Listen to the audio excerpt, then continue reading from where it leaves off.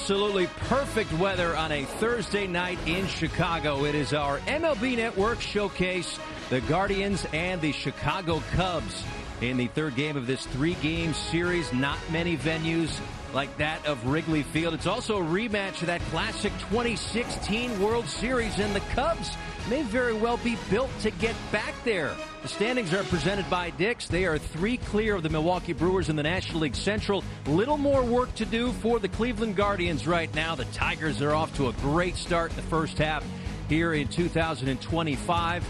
But it's going to be a good matchup at Wrigley Field. And we welcome you inside our broadcast booth, Paul Severino and Tom Verducci. So 3 all-star starters in the game tonight. Jose Ramirez, Kyle Tucker, and Pete Crow Armstrong, a budding superstar. Well, the fans know their stuff, and this guy is deserving of an all-star nod. And he's one of my favorite players because he commands your attention no matter where he is on the field. In the batter's box, how about power? 21 home runs, an extra base machine in the box, and he's one of the most aggressive hitters in baseball. Speed, 26 stolen bases out of 30 tries. He can get it back just basically any time that he wants. And on defense, he's a highlight reel just waiting to happen. Think about this. He's got a chance to go 40-40 and win a Gold Glove. Barry Bonds is the only player in baseball history to do that. It's that kind of special year. Yeah, he is having a special year and a special career for Jose Ramirez. For more on him, we check in with John Paul Morosi. Thanks, Paul. Jose Ramirez, his 7th All-Star selection became official yesterday, but it has been inevitable for a very, very long time. No player in Major League Baseball has more top 5 MVP finishes since 2017 than this man. One of these years, Paul, he is going to win it because he has basically every other individual accolade that you could imagine. Look at him compared to his eventual Hall of Fame peers. I love that third line, by the way. A .503 slugging percentage, better than Roland, Brett, and Beltre. Truly one of the greatest to ever play the position, and a key man if the Guardians are going to halt their 6-game losing streak here to begin the 4th of July weekend in the great city of Chicago. A gorgeous night for baseball, water flowing in from Lake Michigan. Lineups and first pitch on our MLB Network showcase are next. One of the classic spots in all of sports, Wrigley Field, the site of tonight's MLB Network showcase. The Guardians and the Cubs moments away from first pitch, last of 3. Cubs have taken the first 2 of this series, a 5-2 win on Tuesday, 5-4 last night as Stephen Kwan leads off, and we're underway. 96 up and away from Cade Horton, who gets the ball for the Chicago Cubs tonight. And for Kwan, it's not been a great series, 1 for 7 with a walk. But that's kind of, Tom Verducci, been the theme for the Guardians lately. The offense has not gotten going, so that's what Cade Horton is going to try to keep going on his end. Yeah, he's coming off 2 rough starts. He's missed with 3 fastballs so far. The fastball has been a problem for him. It's the baseball's fault. Just see him get rid of that baseball. That's not a good one. I always blame my golf clubs, though. His problem with the fastball has been actually missing in the zone, like center cut. He's just trying to get a strike here.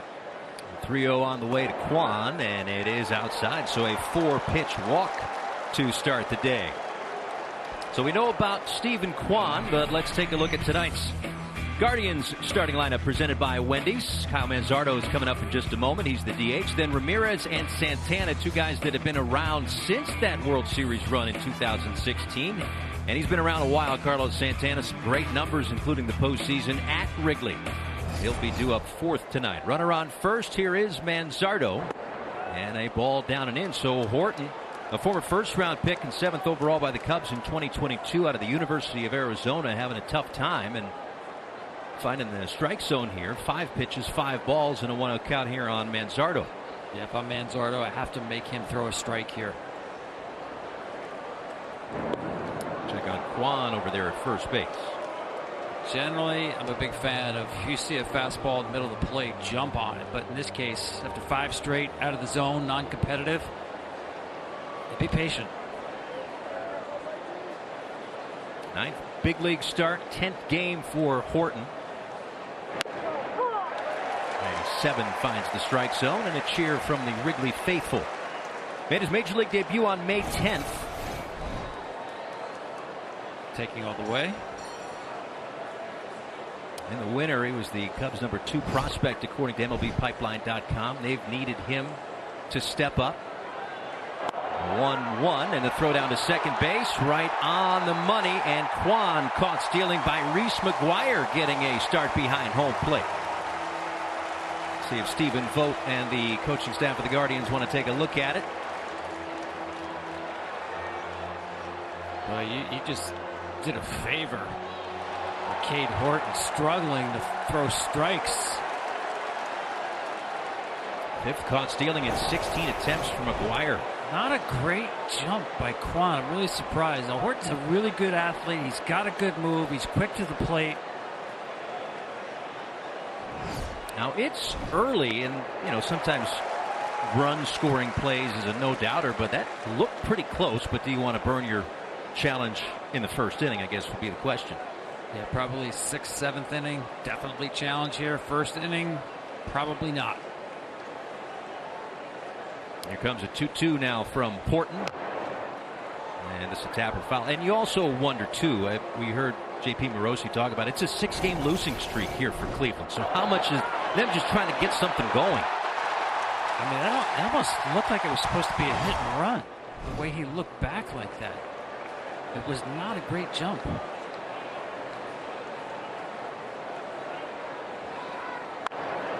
There's a ground ball toward the second baseman, Nico Horner. It's time for our ZipRecruiter scouting report on Horton. Bounce back. Last time in Houston, he said the game sped up on him. Settling down now. That rely on the changeup. He'll throw that to left-handed hitters, and it's a really good one. It's a swing and miss pitch, and let it loose for 5 innings. He's not asked to take the ball deep into a game. He's never pitched beyond the 6th inning as a pro. Good athlete, good arm, looking for a bounce back from his last 2 starts. And this is maybe the best case scenario for how to face Jose Ramirez. He might be cold at the moment, but he can heat up in a hurry. Nobody on and 2 out. A wave and a miss there. It's 1 ball and 1 strike. Headed back to the All-Star game, Jose Ramirez. That's the beautiful changeup that he's got. He can throw that in the zone and get swings and misses. This one lifted out toward left field, and it's Ian Happ to put it away. So it looked tricky at the beginning, but ultimately he faces 3. Cubs coming up.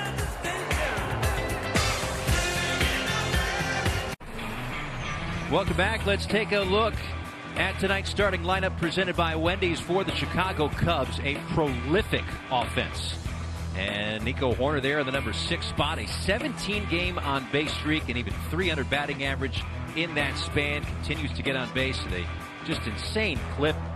Kyle Tucker and Seiya Suzuki, part of that outfield DH combination up against Joey Cantillo, who has been called up today. There obviously was some news with the original starter Luis Ortiz, but Cantillo able to get news that he was probably going to start today, get to town, get a good night's rest. And of course, we'll get into that a little bit more as we move along. But he faces Ian Happ to lead things off and misses upstairs to the 25-year-old out of Honolulu, Hawaii. 16th round pick of the Padres in 2017 out of high school, facing Happ, who's certainly been around the block a bit. An all-star, a 3-time Gold Glove winner, and a longtime Chicago Cub. Takes a breaking ball for a strike. Right around this time, I don't know, maybe 4 or 5 years ago, maybe less, everybody thought Ian Happ was not going to be a Cub anymore. Trade deadline coming up. Cubs were out of it. Grounds this one toward the shortstop. He's out. The weather report is presented by Ricola. So, the weather, great, 84 degrees. It's beautiful, the humidity nice. But it's always not just the wind, Tom, but the wind direction. This place can play like a bandbox or Yosemite, depending on where the wind is blowing. Yeah, I think it's more pitcher friendly. It's not a strong one, as you saw there at 9 miles per hour. Flag's not doing a whole lot. Whatever they're doing seems to be coming in from right field. One away for Kyle Tucker, who takes a ball low. But I can tell you, when the players arrive at Wrigley Field, the first thing they do is they check the flags. They generally come an area close to center field where all the flags are above the scoreboard. And I think on a day like today, the pitchers are the ones smiling more than the hitters. Just want to know what you're up against that day. That one hit sharply but foul. It's blowing in. It could very easily be 1-0. It's blowing out. It could be 21-19, or like a Chicago Bears game. Who knows? But a nice breeze at Wrigley as these two teams wrap up their 3-game set. And Kyle Tucker, one of a couple of Cubs that's going to start the All-Star game along with his fellow outfielder, Pete Crow Armstrong. 4th All-Star appearance for Tucker, who waits on a 1-1 pitch from Cantillo. Takes the ball in the dirt.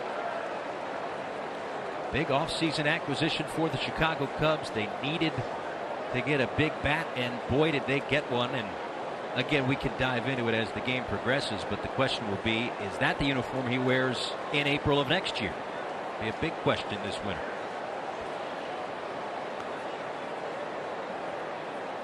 Two balls and a strike from Cantillo. And this one lifted out toward right center field.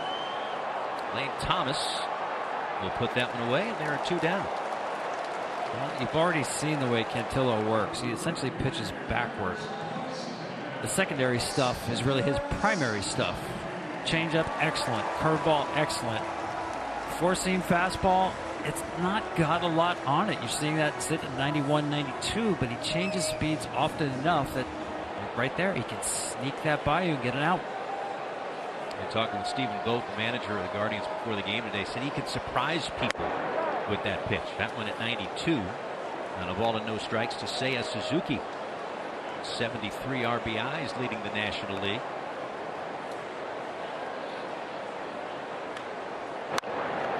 Sharply hit and past the dive of Santana into right field, a base hit. Got the fastball away and took it that way. You know, it's really, I'm fascinated by his fastball because it literally has the least spin on his four-seam fastball of any pitcher in the major leagues. It's got the spin of a changeup, but it's a four-seam fastball. And Stephen Vogt used the word, because I had to ask him, what is it about the fastball of Cantillo? And he used the word I hadn't heard before. It comes in light. Yeah. Which makes sense because we hear about heavy fastballs. Cut and miss there for Pete Crow. And even though it was sort of a last-minute change, Cantillo, as Stephen Vogt said, can get us into the game tonight. And his last 4 outings were all starts at AAA. Missing upstairs to PCA, who's headed to his first All-Star game. Voted to start on the strength of a wonderful first half.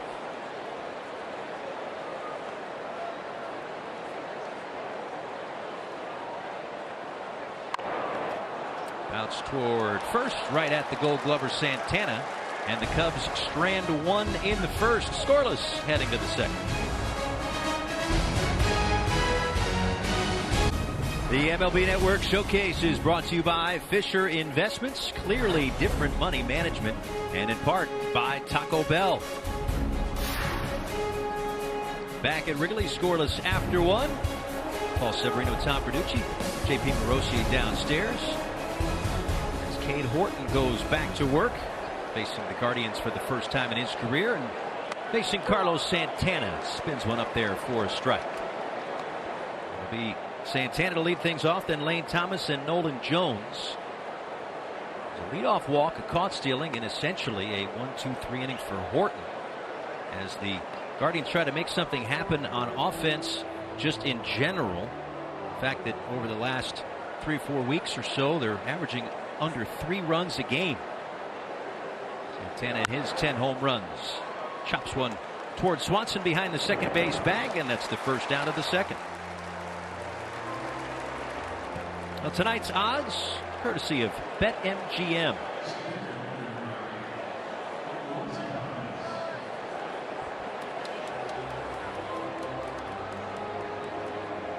Center fielder Lane Thomas will dig in.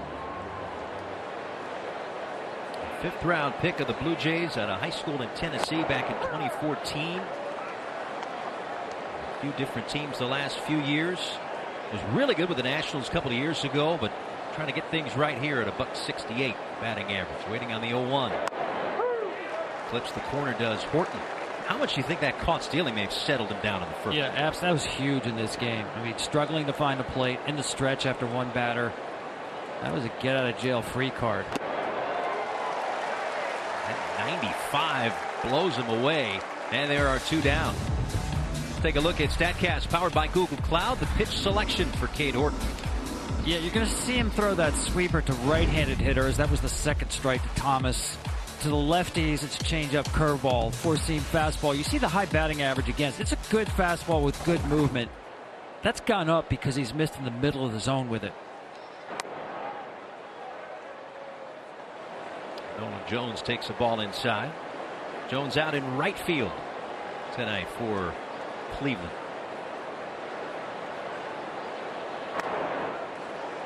1 for 7 in the series, ahead in the count, 2 balls and no strikes. Started his career with Cleveland, a little time with the Colorado Rockies, and now back. And has had good seasons in the past, but again, it's just been a team-wide offensive struggle for Cleveland.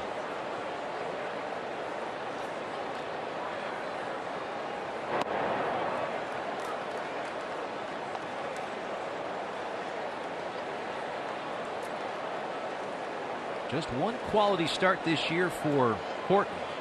He brings home a 3-0 pitch, and that one is taken low.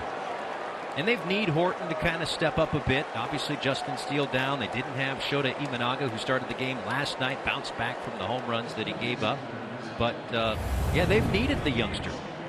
Yeah, he pitched well out of the gate. The last couple that we mentioned, a little bit shaky, and the last time out in Houston, it was interesting. Craig Counsell, the manager, said it was a playoff atmosphere for Cade Horton. He said, this is what it's going to feel like in October. On the road, full house, great crowd they get there. Schneemann fouls it away, out of play. And I mentioned that Cade mentioned it was the first time he felt like the game really sped up on him. And he wasn't able to put hitters away. It's been a struggle for him with 2 strikes on hitters. It certainly was his last time out. And someone asked Cade Horton, when was the last time you felt like that where the game sped up on you? He said, well, I gave up 8 runs to Texas Tech at Oklahoma. And actually right after that game is when he developed the slider. Now, it's now classified as a sweeper, but the breaking pitch you'll see a lot of tonight. I think that's his best pitch.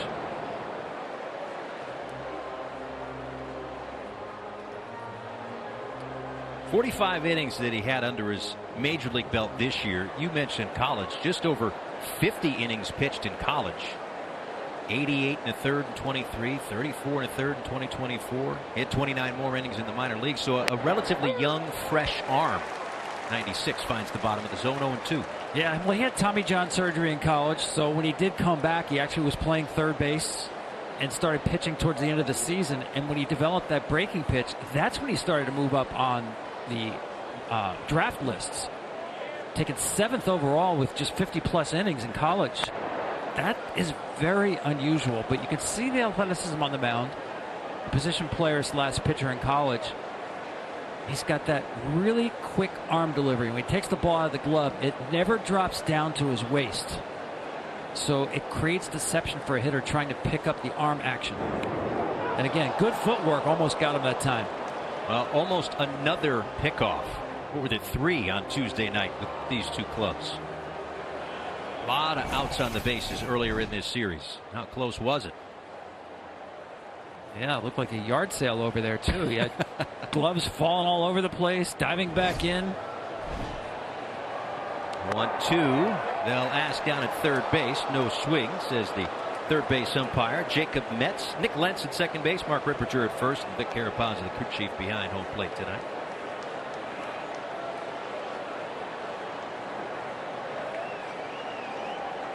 Cubs 13 pickoffs this year. That's the most in Major League Baseball. On 2-2. Taken outside. We go again with 2 strikes. I mentioned his 2-strike troubles. Batters hitting .258 against him with 2 strikes. Major League average is .170. That's much too high, and he's got the stuff to finish off hitters. 3-2 and 2 outs. That'll release the runner from first base. And he gets the swing and miss. Another strikeout. That's 2 in the inning. Scoreless. Welcome back to Wrigley Field. John Paul Morosi reporting here on the field. 1 year ago, the Cubs had a pretty ordinary offense, all things considered. It's a very different story now in 2025. The Cubs, the only team in baseball that rank among the top 5 in both home runs and stolen bases. And that's by design. I spoke with Ian Happ earlier today, and Ian told me that we have a lineup that can score runs in any kind of environment here at Wrigley. Paul, as you talked about earlier with Tom, sometimes the wind's blowing out, sometimes it's blowing in, and because of that stolen base power combination, they are truly a team for all seasons. Yes, they are.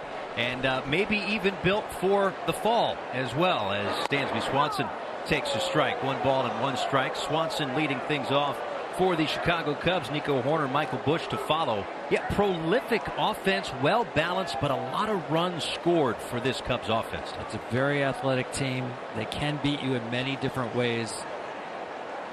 I mean, they were the 3rd fastest team to get to 100 homers and 100 steals in the history of baseball. I mean, that's a lot of ways to win a ball game, no matter which way the wind is blowing or what the pitcher's doing. And they would love to get back to the postseason. We talked about it. We'll look back. It was such a classic World Series in 2016 between these two organizations. A swing and a miss there, and Swanson comes up empty. 2 balls and 2 strikes. But the Cubs poised to get back under their manager, Craig Counsell. So highest runs per game since 1900.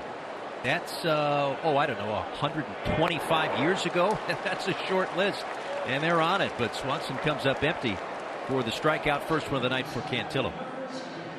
Well, you can see what he features here. Swanson has always been a great fastball hitter, struggles on off speed and spin. And he's facing a pitcher who's got a great curveball and great changeup. That's all he threw him.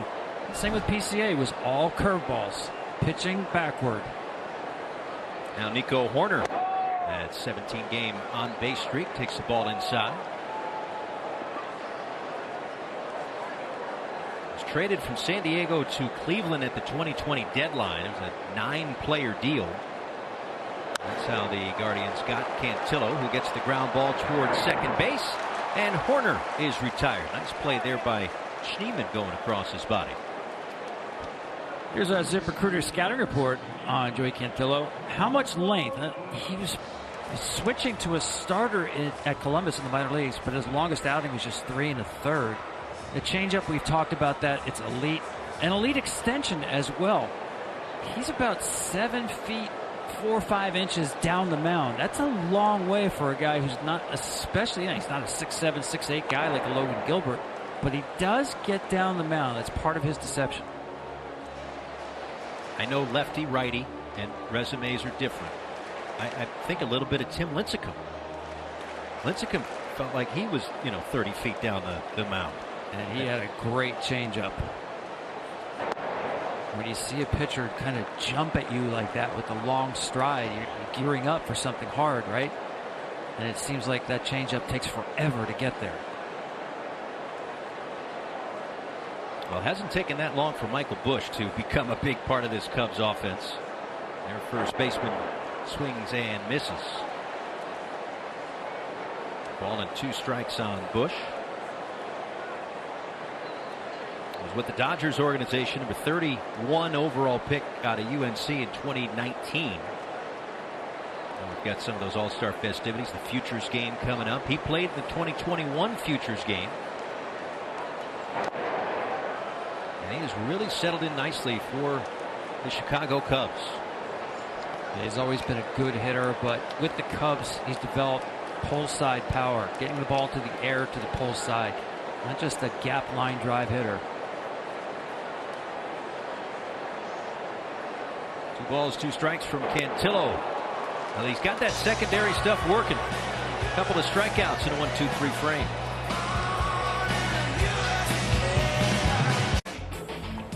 Hit up MLBshop.com for the largest and latest selection of jerseys, caps, hoodies, and accessories to keep you in the game all year long. Gear up, game on at MLBshop.com, the official online shop of Major League Baseball. Paul Severino, Tom Verducci, John Paul Morosi back with you here. The MLB Network Showcase tonight. Scoreless to the top of the third. Up and away to Bo Naylor, the catcher for Cleveland, leading it off. Then Brian Rocchio, and back to the top of the order, Stephen Kwan here in the third against Cade Horton.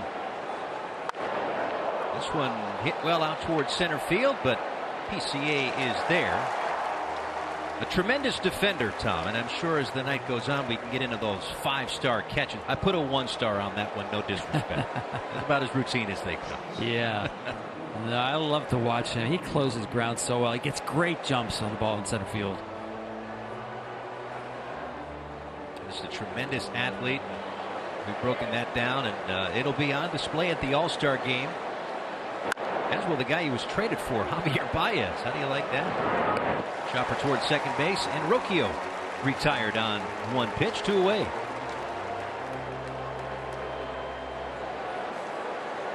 And I thought early in the game, it looks even bigger the way that Horton has settled down. He was in trouble trying to find the strike zone, and Kwan gets thrown out on a steal attempt. But watch him look in. This looks to me like a hit and run, and the sign was missed. I mean, Stephen Kwan, it's only the second time he's been caught stealing this year. He doesn't get thrown out. And just his path to second base there looked like he looked back twice. It did not look like straight steal. I think a sign was missed there. How large will that loom? As you mentioned, Horton certainly settling in. That walk in the first inning was on 4 pitches. It was ball 1 to the next batter, Kyle Manzardo. And it looked like Horton was going to, I don't know about not be around for long, but have a tough time settling in as there's a base hit, flipped over shortstop. So no surprise that Kwan has himself a knock, but a 2-out base hit for Cleveland. That's just a good piece of hitting. That's a really good changeup. Maybe he wanted a little more down. But Stephen Kwan is such a good off-speed hitter. Anything with spin, anything off-speed. He just does not commit early. Well, Kwan continues to produce in some way. Big picture. Jose Ramirez doing the same thing, even though Ramirez is on a bit of a cold streak right now. But those are the guys that are leading the charge for this team.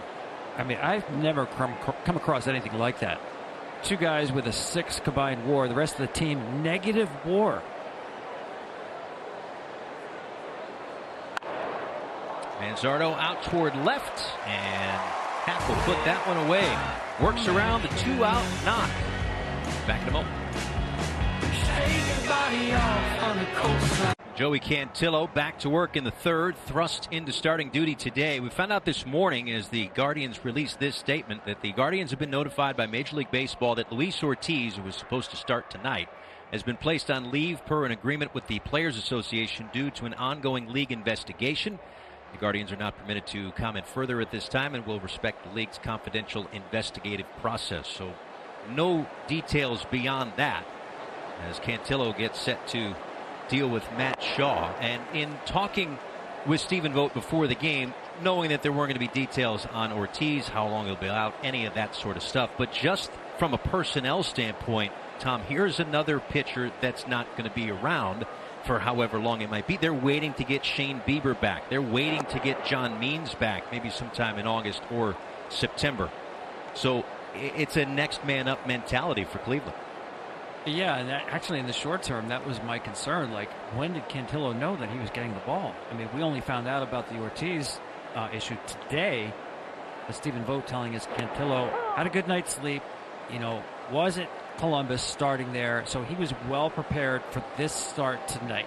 Not in an emergency situation for him anyway. And his stuff looks good right now, Paul. I think that the Cubs are having a tough time, especially with his curveball. It's got elite drop. I mean, it's like 68 inches of drop on that pitch, and they're just not tracking it well so far. 3 balls and 1 strike here to Shaw, and he swings over the top of that one. And the changeup is bedeviling them too. I mean, we talked about pitching backwards, and he's got both those pitches working. Take pace off, and then drop in the curveball as well. And Shaw lifts a fly ball out toward right center field. Lane Thomas ranging way over, and he'll make the play. Well, the thing about Cantillo, and again, some spot starts and spot action really as the it's a heck of a grip right there, a little split change action. Yeah. But 5 of his 12 earned runs came in one outing, so that skews the ERA a little bit.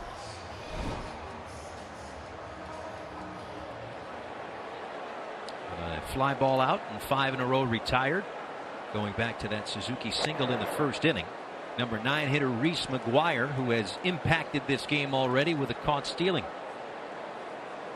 First time Cantillo facing the Cubs in his young career. And that one ripped foul.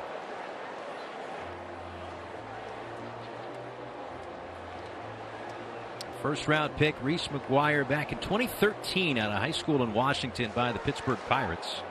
Made his debut with Toronto in 2018. A night off for Carson Kelly behind the plate for Chicago. And everything going right for Chicago. That was, I don't know about under the radar sign. Maybe it was. But you bring in a guy like Carson Kelly, and he got off to a great start. And for the most part, it's been a big part of this offense. So it's like all things are going right for Chicago through the first half.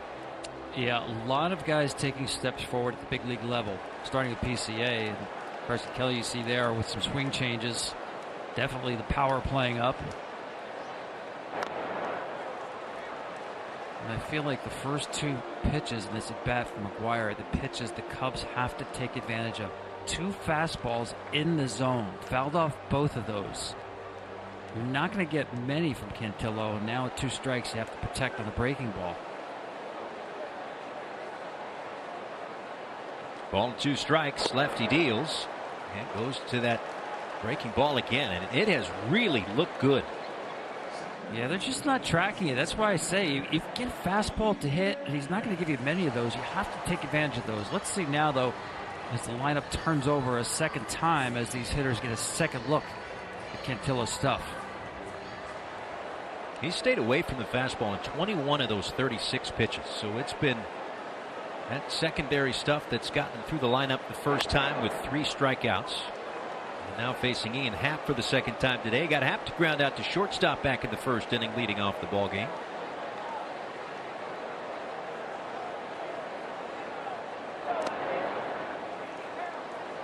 Happ takes that one down low. I mean, if you're a pitcher with Cantillo's stuff, pitching backward, spin, and off speed, you love to see hitters try to pull the baseball. It's the exact opposite approach on the offensive side. You have to stay back, think the other way, or at least up the middle.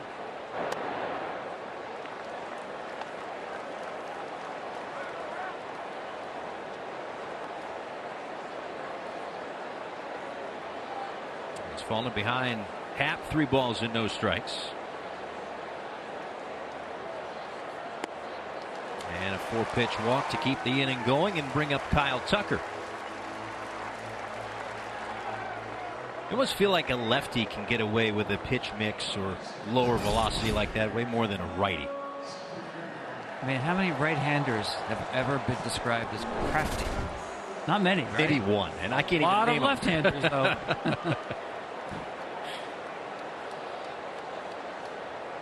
A guy that used to pitch on this mound, Kyle Hendricks, might have been one of those toward the tail end of his career.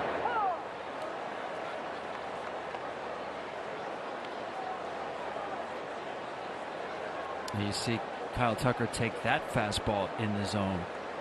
It tells me he's sitting soft right here. After the first walk of the night, one missing low, 1 ball and 1 strike to Tucker. Number 5 pick by Houston. Mentioned all that with the draft just a couple of weeks away and who the next superstars are going to be. It is a fast track. Tucker's on it. He's a superstar for sure. And as we mentioned earlier, he's going to get paid like one this offseason. The Cubs get their first look. Maybe try to sway him to stay in Chicago. I mean, it worked for Soto. He stayed in New York. Yeah, sort of. It's actually similar because both these guys, Soto and Tucker, they have very high floors. They're so consistent that, like, the worst of their seasons is still elite. You got to be careful here with this pitch right here. You know, you saw even at 3-0, he honored Hap's power. You have to do the same thing here, 3-1 to Tucker. I know you don't want to walk 2 in a row, but he's looking for anything middle in. They'll keep Hap close with a check on him over at first base.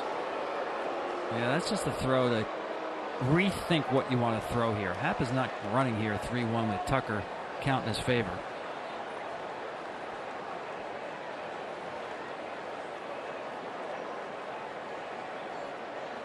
Here comes that 3-1, and it's a high strike call. Clips the top of the zone, according to Vic Carapazzi. It's the second pitch upstairs on the top rail we've seen called a strike. Once again, it seems to me like Kyle Tucker throughout this bat has been sitting soft. Hap will be going. 3-2 on the way, and it's in the dirt. So the first 2 walks of the night for Cantillo have him in a tough spot here with 2 on and 2 out, and the National League RBI leader, Seiya Suzuki, getting ready to step in. I'll tell you what impresses me. You see the RBIs there, 73. We're not even at the All-Star break. In these spots, he just doesn't shorten up and poke the ball the other way. He slugs with runners in scoring position.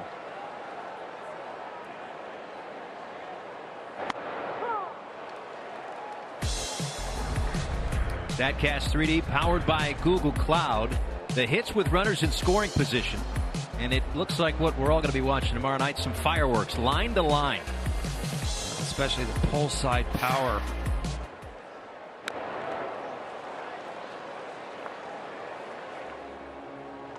He's a guy who's certainly productive in his time in Japan. 9 years, 182 home runs. Recently took the lead from All-Star Cal Raleigh, who's got 71 RBIs for the Seattle Mariners. 0-2 now. And a swing and a miss, so working into and out of trouble. And we've got Jose Ramirez coming up in Chicago. In Cleveland 8 days ago, Jose Ramirez hit by a Kevin Gausman pitch right on his right forearm. And Paul and Tom, since then, Jose Ramirez 0 for 17. Now, the Guardians have said he's fine. Obviously, he's good to go and good to play.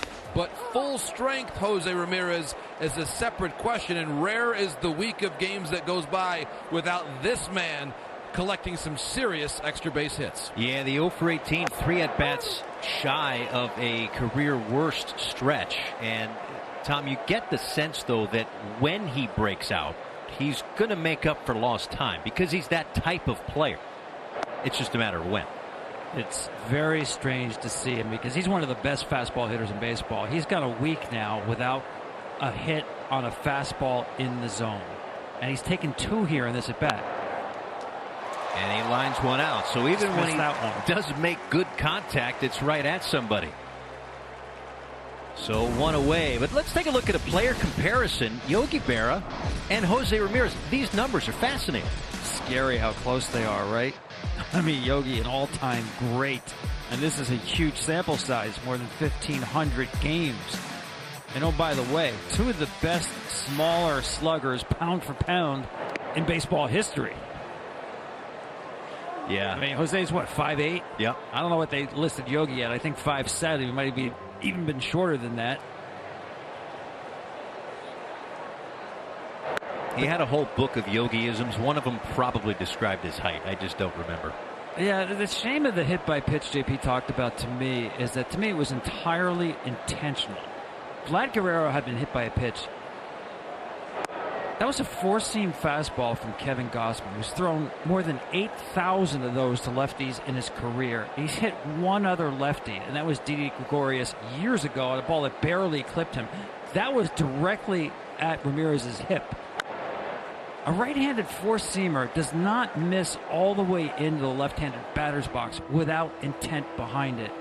And I understand you protect your players, but I'm not a big fan of this macho code that still exists in the game that I'm going to throw a baseball at 95 miles an hour at you. And you run the risk of breaking a bone. You're out for 6 months. Can you imagine Cleveland without Jose Ramirez for 6 weeks, without Ramirez for 6 weeks? Yeah.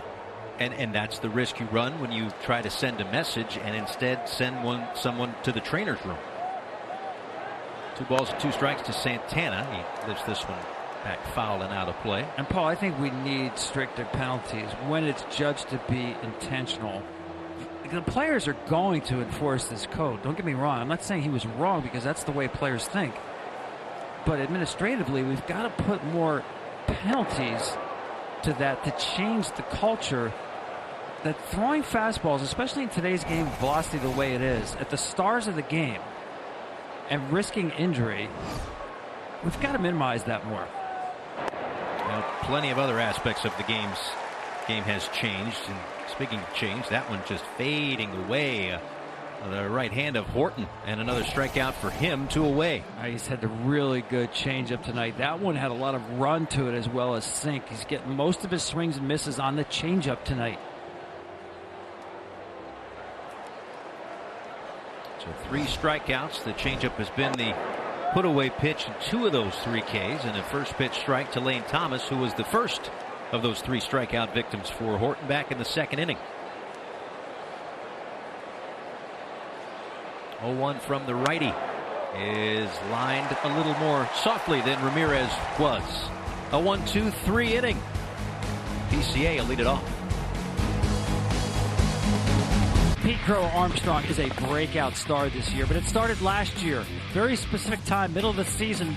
The swing change that he made. He was in a slump in the middle of July. Dustin Kelly, the hitting coach, brought him into the cage. They gave him 3 days off and had a brand new swing. He had been drifting. Watch the head drift forward. He had him do a drill where he lifts his front leg, keep the head back, load on the back side, and that's where the power is coming. And the other benefit there is when you stay back like that, you're literally buying yourself more time. He sees yet another breaking ball from Cantillo. That's all he's seen tonight. Look at the difference here. This is a guy who early on was seen as someone with, let's face it, elite defensive skills. Maybe offensively you weren't sure what he would be. Now he's at plus 500 slugger with the swing change that he made. Now it's a big sample size, 143 games. This is sustainable in terms of power. 0-1 from Cantillo. And he takes the ball down and doesn't swing, because that's the other thing, is that he likes to swing. He came here to chew gum and swing the bat, and he's all out of gum. Like, that's what he does. Yeah, I do wonder if that is sustainable, though. The power is real. But when he goes out of the strike zone like that, I mean, he chases as much as any hitter in the major leagues. It's tough to do that when you're expanding so much. I love the aggressiveness. I think he's just got to dial it back a little. And you see pitchers know that, too. There's no reason to attack him in the zone. So first in swing percentage and chase percentage. And in the last 15 years, just 6 players have had the highest in both categories in the majors in a full season. It's crazy, right? Now, listen, there are outliers in the course of baseball history. Vlad Guerrero Sr., Pablo Sandoval, Nomar Garciaparra. They were not patient at all, and they could go out of the zone and get their hits. He might be one of those guys, but I still think he has to dial back the aggressiveness a little bit. Well, I guess we've seen it a little bit with Aaron Judge maybe the last few years, too. You force pitchers in the zone, and you can hit the ball out of any ballpark in America when it's in the zone. I mean, 40-40 certainly on the table for a guy like PCA, but could be like not like, oh, that was a nice year, like almost the norm. Yeah, there's no doubt the on-base percentage and the batting average can go higher with just a little bit of an adjustment. If you look at numbers when hitters go outside of the zone, they're not pretty.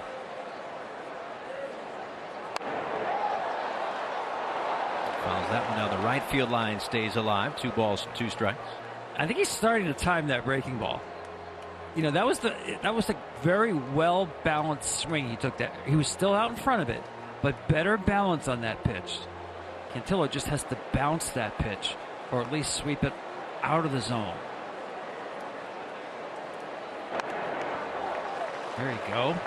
And being able to foul off pitches is a skill in and of itself. That's a big stride there. But he did keep his head back. But again, if you're Cantillo, you realize the plate is not 17 inches, probably twice as wide against PCA. You saw Naylor setting up high above the zone and missing low, and now the count is full. Yeah, it's just a show pitch. I mean, it's only the second fastball he's thrown him. We'll go right back here to the breaking pitch. He did, and fouled off again, so a pretty good battle. It was 49 pitches through 3 innings for Cantillo, but this next one will be the 11th pitch of this at-bat. I just get a feeling that, it's almost like getting into the pitching machine cage. You're going to see curveball after curveball after curveball, and eventually you time it. Another 3-2, man.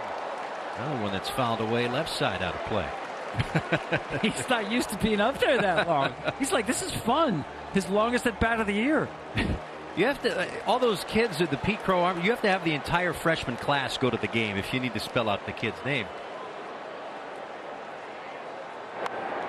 There's another one, extending what's been his longest at bat of the year.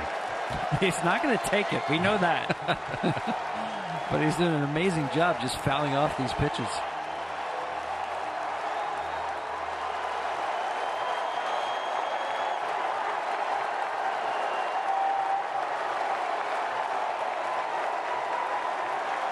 Let's try it again. Another 3-2 from Cantillo. Here it is.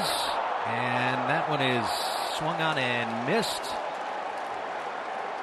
Well, he may have tipped it, but I think what it did was got Vic Carapazza behind the plate. That was the click that I heard. Well, that is a heck of a battle right there. Listen, that's an epic at bat. The fans, especially those youngsters, they loved it, right?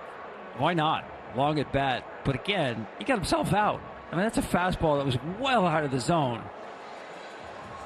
You're leading off the inning. You've got a ton of speed. A walk changes this game, but he did not allow himself to be walked. You're right. Vic Carapazza must have got clipped by that. And I think it got the throat protector on the umpire's mask, and it might have knocked that off. Yeah.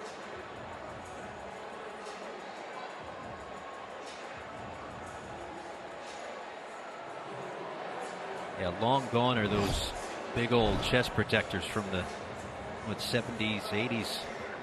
Those big bubble ones. Yeah. As well as the blazers, too. I like that look. It's nice. Umpires wear the blazers behind the plate. Especially on a 98-degree day in Chicago. It's great. Here's Dansby Swanson after back-to-back strikeouts going back to the third inning for Cantillo in 5 total. Drops in a breaking ball for a strike to Swanson, who was the first of those handful of strikeout victims for Cantillo, who really to this point has done everything that Stephen Vogt and the Guardians could have asked for on somewhat short notice. But there's Swanson with a base hit, past the dive of Ramirez into left field for a base hit.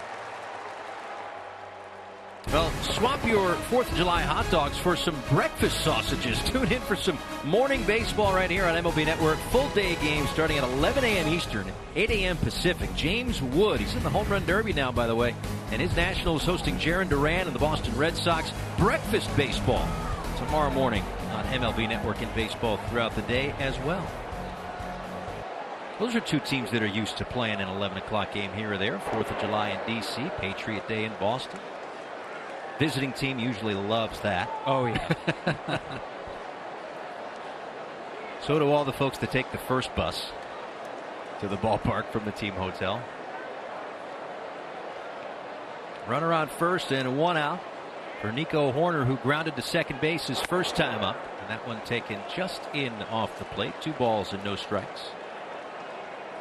You see Nico's numbers. They're especially good against left-handed pitchers. He's been an on-base machine. The slug goes up. There's a lot of things you can do here with Swanson at first, Horner in the box, including make him throw a strike. Yeah, that would be paramount, I suppose. But yeah, options, because you know that mostly soft stuff is going to be coming. A little extra time to maybe get a step.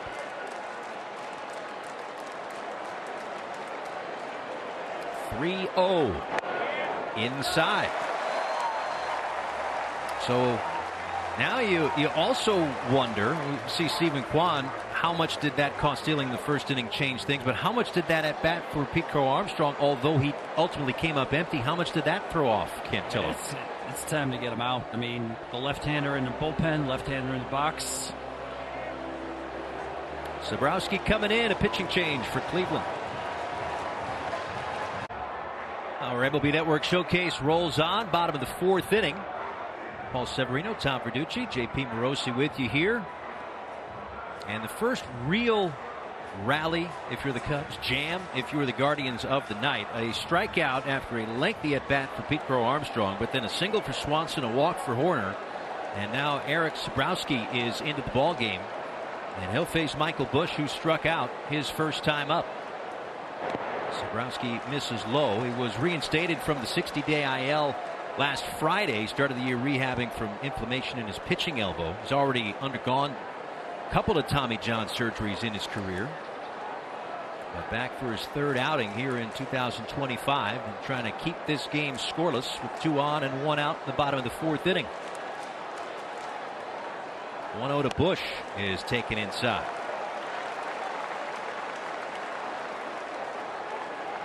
Zabrowski, he missed the whole year, as many did because of COVID, but also another year because of, as you mentioned, a second Tommy John surgery.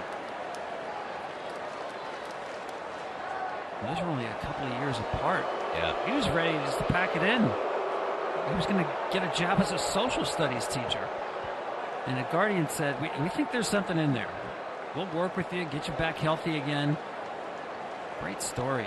Yeah, those are the ones that are easy to root for. Hits the top of the zone there. 2 balls and a strike. Because that rehab process, it's long, it's lengthy, but it's lonely. You're away from the club, or maybe even without a club in some instances. You just never know if or when you'll get back to the show. Just can't imagine going through it a second time, too. It is a grind. You're absolutely right.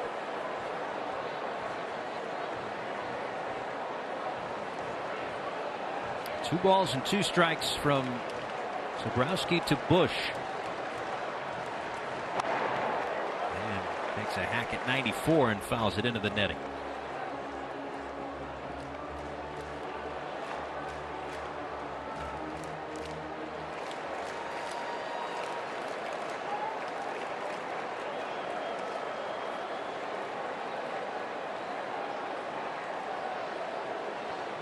Last couple of seasons have been breakout campaigns for Busch. He's hoping he can help the Cubs break into the run column. Did he hold up? They'll check down at third. No swing. Well, that was a good job to hold up, because that was a really good breaking ball. It was in the zone a long time, coming on the heels of that run of fastballs. Now Zabrowski's getting back to a challenge fastball right here. Among the largest decreases in strikeout percentage, as Busch was able to avoid a strikeout on the last pitch. Here comes the payoff, and he fouls it away. I think you stick with that pitch. You see the sequence here, and he's found those pitches off, but I still think like the arm slot giving Busch a little bit of trouble here. You see the head shake there. I'd still stay on this 4-seamer. Another 3-2 coming. And he got him on the fastball at the bottom of the zone. Just a perfect spot for Zabrowski, and a big second out here in the fourth. Yeah, I love the pitch, and I'm not sure whether Bo Naylor said, give me a shake. Sometimes the catcher will give you that sign to shake, so it's not obvious you're going back to that pitch. Or Zabrowski said, no, I want to throw my fastball here. Big pitch. 2 on and 2 out now. Here's Matt Shaw, who flew to center his first time up. Breaking ball misses in the dirt. Shaw, the third baseman for the Cubs. You see the numbers at 220, but it's on the upswing. He's been better lately. He made a swing adjustment with his hands. He's bringing his hands closer to his body. He used to me, over-rotate on his load where the hands would get behind him. He'll keep those hands pretty much right in front of his body. And that's going to make you quicker to the baseball. He's got an unusual swing, Paul. I mean, it's a lot of scouts question whether that will play on the big league level. I don't worry so much about how guys started. It's more how they get to the ball. And he gets in good position. You see where the hands were. He used to bring them behind his body, which created a longer path. 1 ball, 1 strike. That's a pretty good path right there, out toward left center field, but able to track it down is Lane Thomas. Gave it a ride. We're still scoreless. Your team, your players, baseball your way. Get personalized highlights and push notifications just for you. Download the MLB app today. Just invaluable this time of year, especially on a day like yesterday. 19 games on the schedule, 19 finals because of 3 rainouts and a suspended game on Tuesday. Made for 19 finals around Major League Baseball yesterday as Cade Horton back to work against Nolan Jones, leading it off, then Daniel Schneemann and Bo Naylor. Story of the day yesterday, though, the history made by Clayton Kershaw, joining the 3,000 strikeout club on a mound in a ballpark in the shadows of the Hollywood sign. You couldn't have come up with a better script, could you? No, I'm so glad it happened for him at Dodger Stadium. Yeah. On his last pitch of the night. 0-2 here on Jones, who walked back in the second inning. Second of the 2 walks for Horton, who induces this pop-up into shallow right. It'll be Suzuki underneath it. Just his 14th start out in right this year. So coming into this inning, let's take a look at StatCast powered by Google Cloud and the way that Horton has gotten those outs. Yeah, you see the 4-seam fastball. Now this year, hitters coming into this game have been hitting .382 against that 4-seamer. His last start against Houston, 8 hits, 5 came off the fastball. To me, Paul, he's been attacking with the fastball early. And I think he's figured out from that first inning, I think, I need to just be aggressive with my fastball against this lineup. And that opens up everything else, the breaking stuff and the changeup. That one a ground ball. It sneaks through. So Daniel Schneemann, who struck out his first time up, gets the base hit. Just the second hit allowed against Horton. And we showed you how he got the pitches on, or how he got the outs on what pitches. But maybe his biggest out to this point, he had nothing to do with. That caught stealing back in the first inning. You never know when that turning point could be, but he looked to be a little uncomfortable or on the ropes or not settled in, whatever it was. But Quan was caught stealing, and he really got going. Here's Bo Naylor in there for a strike.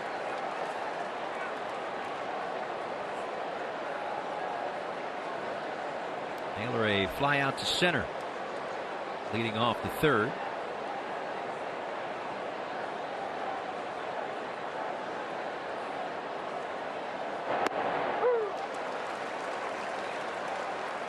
And it's been the team-wide struggles for the Guardians for the last 3+ weeks that really, to your point, Tom, makes Horton maybe a little more on the attack than if he's facing a different team. They're still big leaguers, don't get me wrong. And that one sneaks through. So a couple of seeing-eye singles here in this inning as Schneemann goes to third base. And now all of a sudden the Guardians are in business after working out of a jam in the bottom of the fourth. Yeah, both hits on that fastball, as you mentioned. Maybe not hit that hard, but ground balls that get through the infield.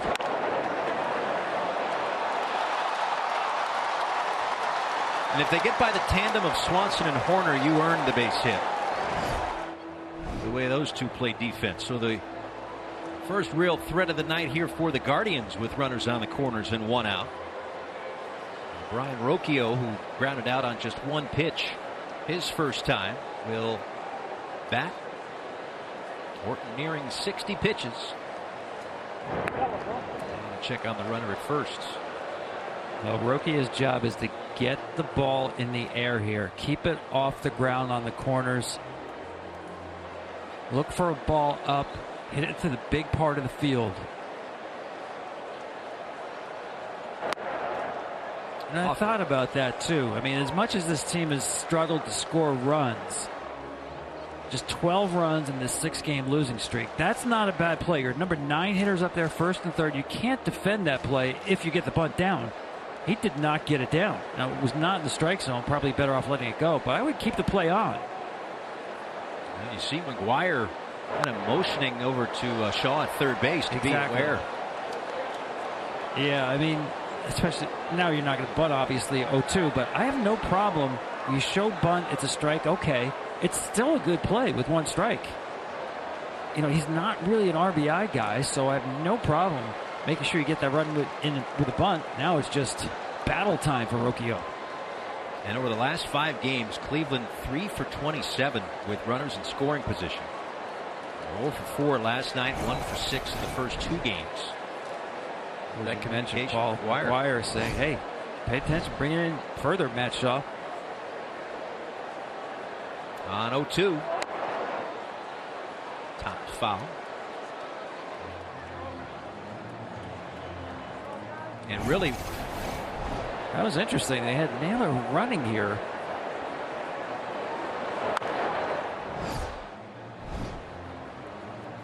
On the previous pitch. I think that was a foul ball from a moment ago. We'll see what the play is right here. On 0-2. And here it comes from Horton. Slashed foul.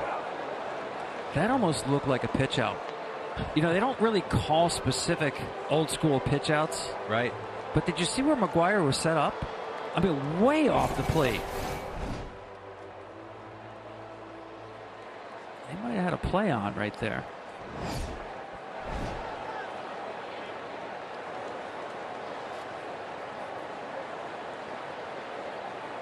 Be another 0-2 to Rocchio. And the throw down, Swanson able to apply the tag. They knew something was up. I'm telling you, the pitch before was a pitch out. McGuire then calls the high fastball here. They snuffed out this attempt here. It's a great job by McGuire on the bench for the Cubs. You see how quickly he got up out of that stance? I mean, as bad as Cleveland has been going offensively, tough to give up 2 of your outs early in this game on the bases. Yeah, they're just trying anything they can do to get some runs across, get some offense going, and it will not happen in this inning. Stranding a runner at third, Horton works out of trouble, and we stay scoreless. Time for getting it done, built by the Home Depot. This is a fun sequence. Yeah, the Cubs knew something was up. You see McGuire work all the way off the plate here. They're sniffing out a stolen base attempt here. It's 0-2, so you can do that, right? So the next thing you do is, hey, bring me this pitch here. You saw the hand motion there? That's a pitch out. That's a modern pitch out. Just throw a high fastball well out of the zone. And yeah, they were right. Bo Naylor, with 1 stolen base this year, was running. Did Cleveland actually think they wouldn't throw down? I mean, that's a weird sequence here. I would have kept the bunt on with Rocchio. He didn't get it down the first time. And then a stolen base with Naylor first and third. And the top of the order coming up or right around the corner. Desperate times.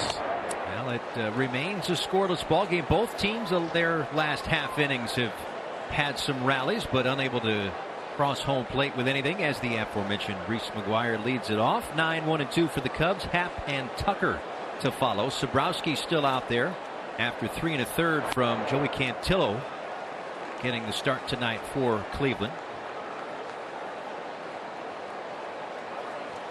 McGuire, a strikeout victim in the third, 1 of 5 for Cantillo. This one grounded to the Gold Glover. Carlos Santana saunters over to the bag, and that's the first out. The oldest first-time Gold Glove winner. How cool is that? Yeah.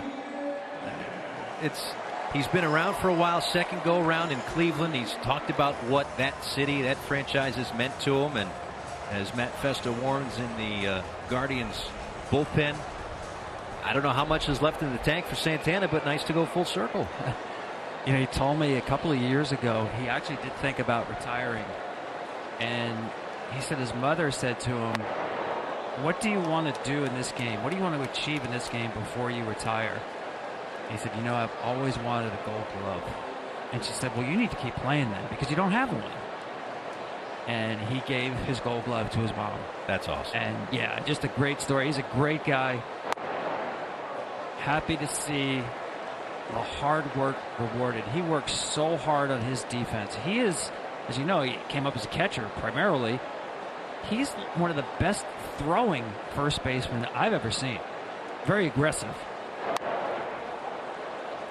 And while he's bounced around from a couple of different teams over the last few years, that full circle moment there for Carlos Santana as Happ takes a big old hack and fouls it straight back.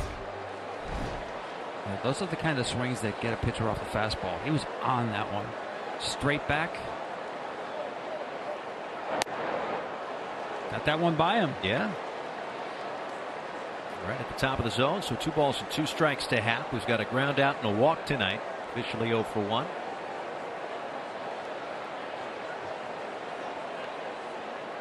Happ, a 3-time Gold Glove winner.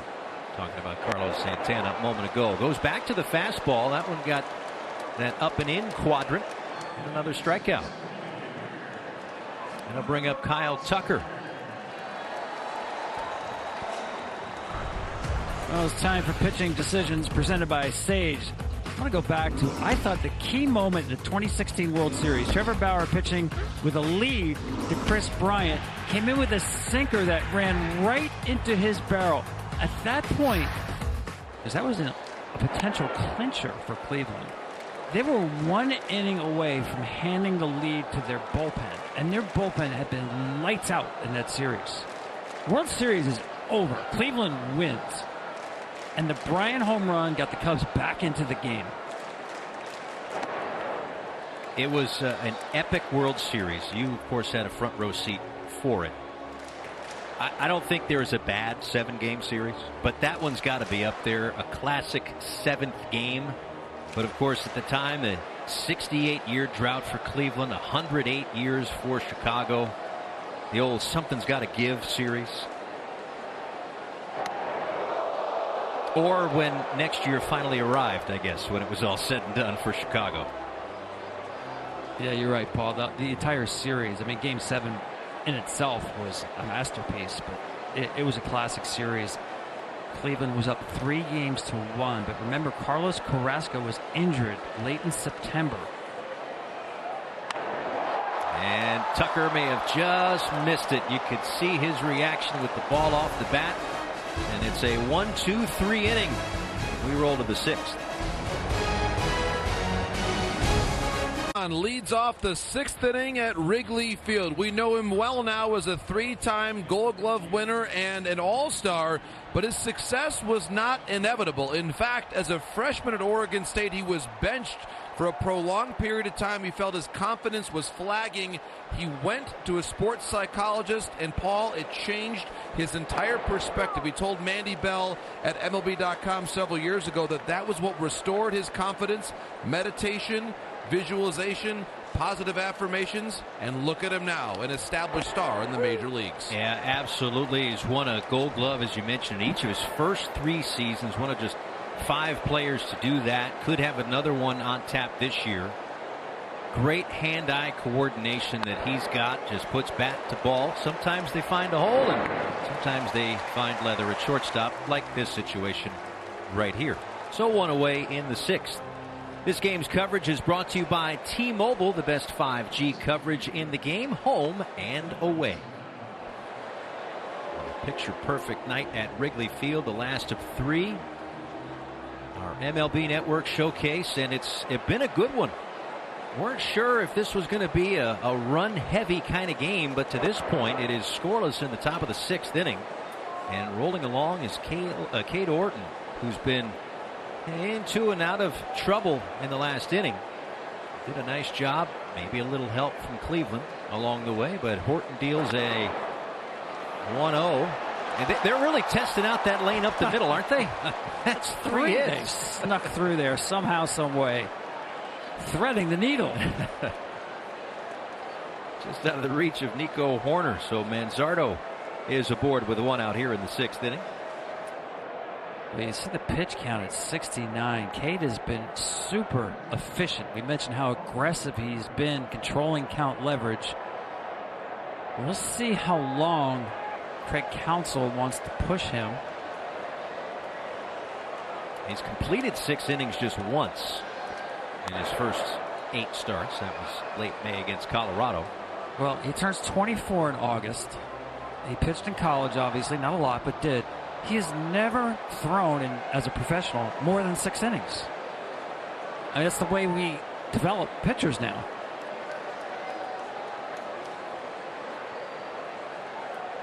Oh, 1 to Ramirez. You know, he averaged 4 innings a start in the minor leagues, and you wonder why third time around is hard for pitchers. They're not trained to do it. Yeah.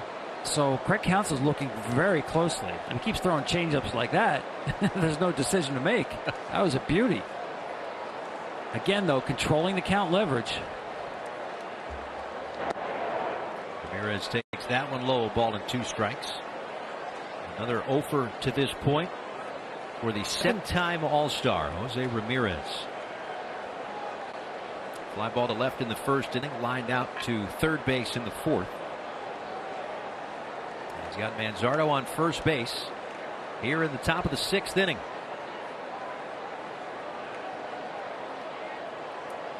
Long hold for Horton before delivering, and he gets him to swing outside the zone, picks up another strikeout. That's 4. And that will be yet another strikeout there for Horton, and a big one with Carlos Santana coming to the plate. How about tripling up on the changeup to Jose Ramirez and fooling him with it? He saw it 3 times in a row and didn't get it. You mentioned that arm action too. I know it's not the slide step, but is it a little bit like that in the sense that everything's kind of quick and then you pull the string and it throws the body off as a hitter? Well, watch his hand, his pitching hand as a hitter. Imagine you're trying to pick up the baseball. You don't see it.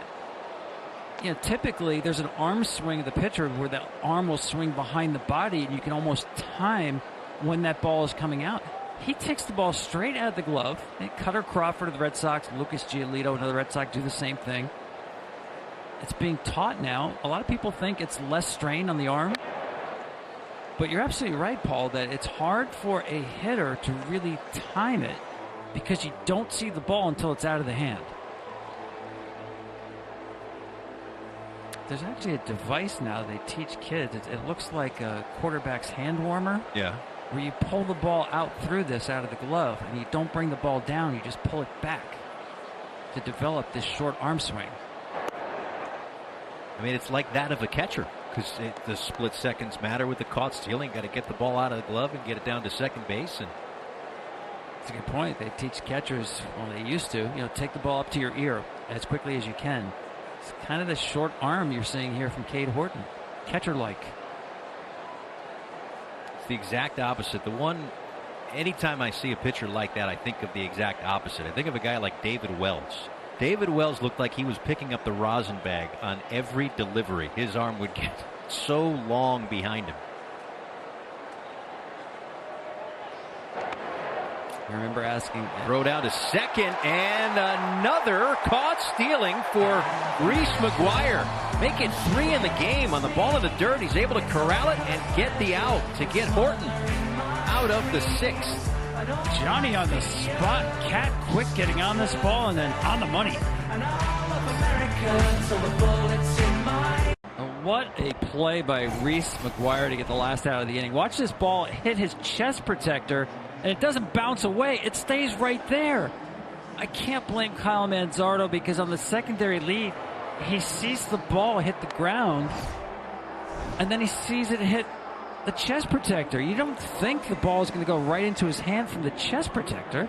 No. And McGuire down on a knee. You see a ball in the dirt. You figure, oh, that ball's for this is going to be easy. Not tonight. 3 caught stealings for the guy. 3 out on the bases. The Guardians have actually, it's like forfeiting a Turner Pat. 3 outs on the bases. Yeah. Somewhere, Earl Weaver in baseball heaven was shaking his head. He hated outs on the bases. Well, a new pitcher for the Guardians is Cade Smith. I know they're thrilled to get him back in the mix. And dealing with back spasms for a week or so. Through before yesterday's game. Was available yesterday, but the game situation didn't dictate it. But nice to get him back out there for Stephen Vogt. In a scoreless game here, bottom of the 6th inning, Suzuki, Pete Crow Armstrong, and Dansby Swanson do up.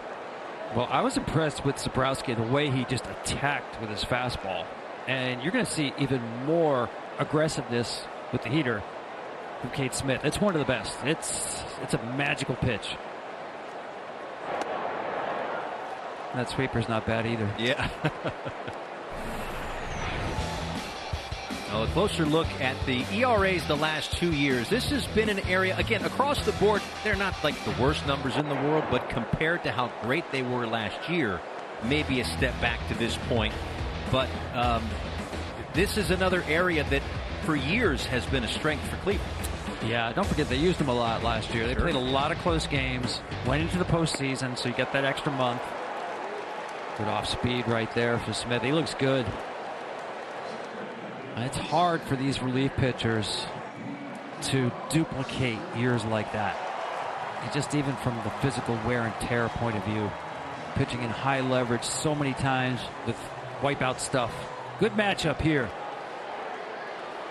Smith against Crow Armstrong. Scoreless bottom 6. Hey, a swing from Pete Crow Armstrong. That's what I wanted to see. The fastball, you know Pete's going to swing the bat. And that was actually, you saw Naylor's target. He wanted it much higher than that. He got a pitch to hit, just a little tardy. That's where he wanted it. Chased it up and out of the zone. And at bat that may have changed the night for Cantillo, who was pretty efficient to that point, but a 13-pitch at bat that ended in a strikeout as PCA chops one to second base and they're 2 away. Boy, you know you've got a good fastball when you can miss the center of the plate. Center cut 0-2 with the heater and get a rollover grounder.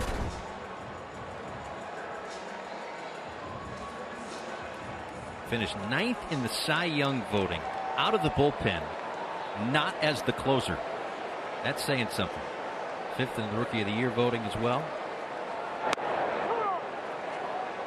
And a strike to Dansby Swanson. Struck out in the 1st inning, singled in the 4th. Tick under 250 with the batting average for Swanson. It's another good matchup. You see he started with 2 breaking balls. Dansby Swanson, the harder you throw, the more he likes it. This guy loves elite velocity.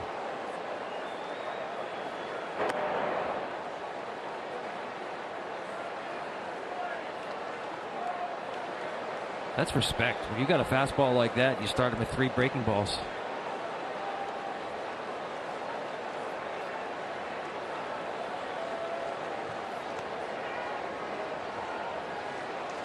Smith with a 2-1. There's another one. A little bit like a frisbee. We've seen 1 or 2 that have broken more than that, but you could just see that that's probably not a whole lot of fun to try to hit. And not when he can back it up with 98 either. 2 balls, 2 strikes. He got him to chase. That's a good inning and a good return for Smith. Still scoreless at Wrigley.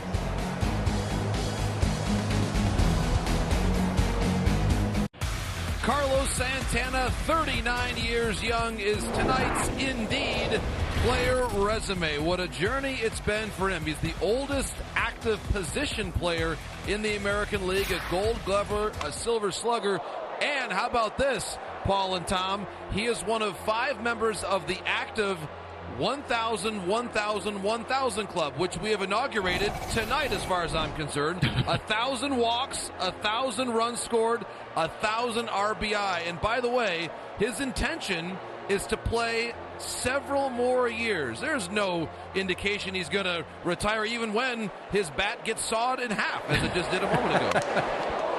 Out of all those thousands, I don't know how many check swing broken bats he's had. 1,000? Probably. JP thanks. The 0-1 to Santana. That one is fouled away down the left field line. That's some bad wood. Apparently, yeah. Broke on a check swing. He barely swung. So you got to have a few ready to go. Well, Horton was facing Santana when that was that ball in the dirt, caught up in the chest protector, caught stealing to end the inning. And that, with that out, is now the longest outing for Horton in his career. Welcome to the 7th inning of professional baseball, Cade Horton. Today's graduation day. I mean, he has really taken a major step forward. And, you know, with all these left-handed hitters in this lineup, the changeup has really played tonight.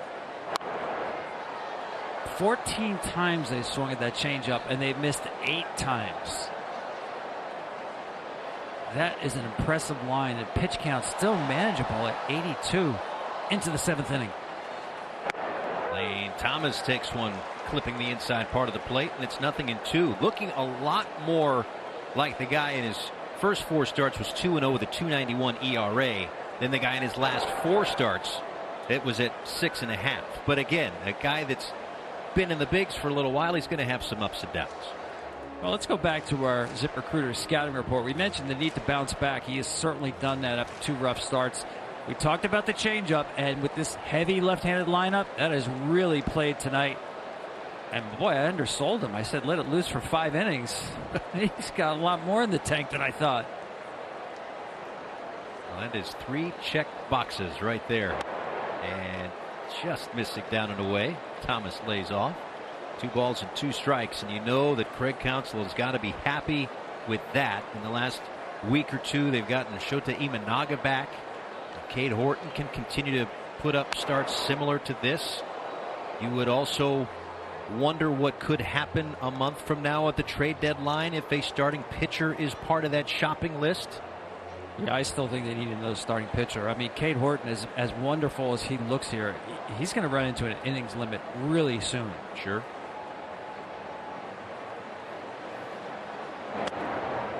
And there's so many ways to put a governor on those innings. Do you just kind of let a guy go and shut him down in August when he hits the number? Do you pace him out, give him a little time around the All-Star break? His professional high is 88 innings in a season.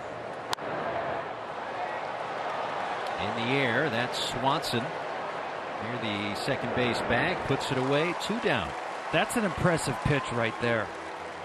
I mean, he's 1 batter away from coming out of this game. I think Craig Counsell takes him out as soon as anybody gets on base. So he needs to throw a strike right there in a 0-0 game. Throws a challenge fastball and gets a pop-up. That tells me he's holding his stuff really well.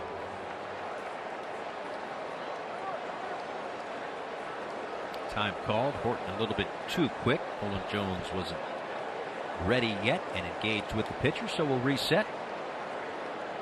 A walk and a fly out for Jones tonight.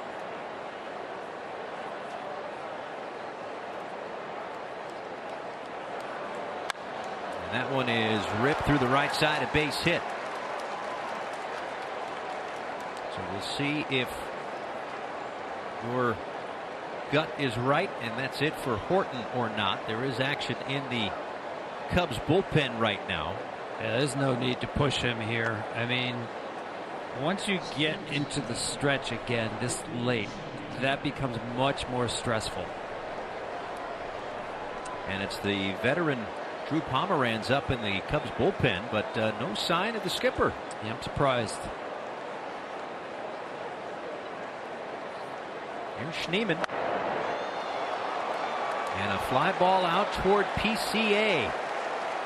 He sticks with the youngster who gets through 7 scoreless innings.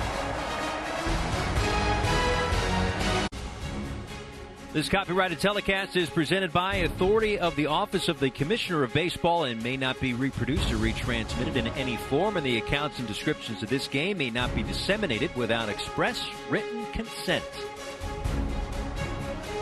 One of the great World Series in recent memory took place in the Windy City for part of it. Of course, StatCast is powered by Google Cloud, the official cloud partner of Major League Baseball, powering StatCast to reveal new insights and take you deeper into the game than ever before.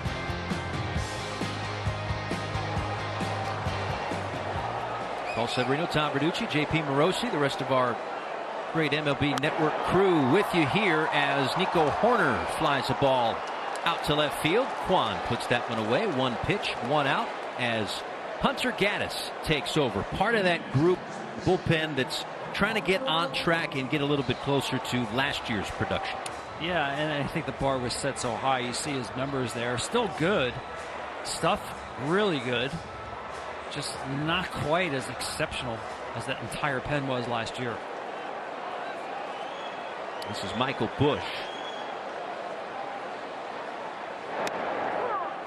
Gets the call off the inside part of the plate. 0-1. Gaddis has already given up more homers than last year and walked as many batters in less than half the innings. ERA was 157, third best among all pitchers with at least 50 innings. That's one of the weapons that got him to that $1.50 ERA last year. I still can't believe he tried to sneak a high fastball past Juan Soto in the clinching game of that playoff series. He had pitched great with changeups and sliders, down, down, down. You have to pitch Soto down. He's never surprised at a fastball up. And he destroyed that pitch. That one inside. Certainly not our intention to bring up every rough moment. I know. Guardians postseason history fans, here. Can you give us a break? Really do apologize here. Rooting for that drought to end, but can we talk a little more about 1948? Let's make sure the Wi-Fi works so I can get up to speed on that pretty quickly. 3 balls and 2 strikes to Busch. Struck out a couple of times tonight. One of the 5 for Cantillo. And the first of 2 for Sobrowski was the first pitcher out of the bullpen. And he's down on strikes for a third time tonight. 2 up and 2 down. With the Capital One Venture X card, you earn unlimited double miles on everything you buy and turn all of your purchases into extraordinary trips. Capital One, what's in your wallet? A solid start for Gaddis. Gets the strikeout there. A quick couple of outs, and here's Matt Shaw. Well, that was a nasty pitch he threw Busch, and he shook to throw the slider at 3-2. You're in a 3-2 game, 0-0. A walk becomes a rally. You need to execute that pitch. And he did. Lined and caught at shortstop. What a play. Brian Rocchio taking a hit, and the way it was hit and where it was hit, perhaps even a double away. And we roll along after some great defense in a pitcher's duel at Wrigley. The MLB Network Showcase rolls on. Paul Severino, Tom Verducci, and also plenty of action in our MLB Network studios as well. Matt Vasgersian. Hey, buddy. Yeah, here with Russ, Yonder, and we're going to talk a lot about who?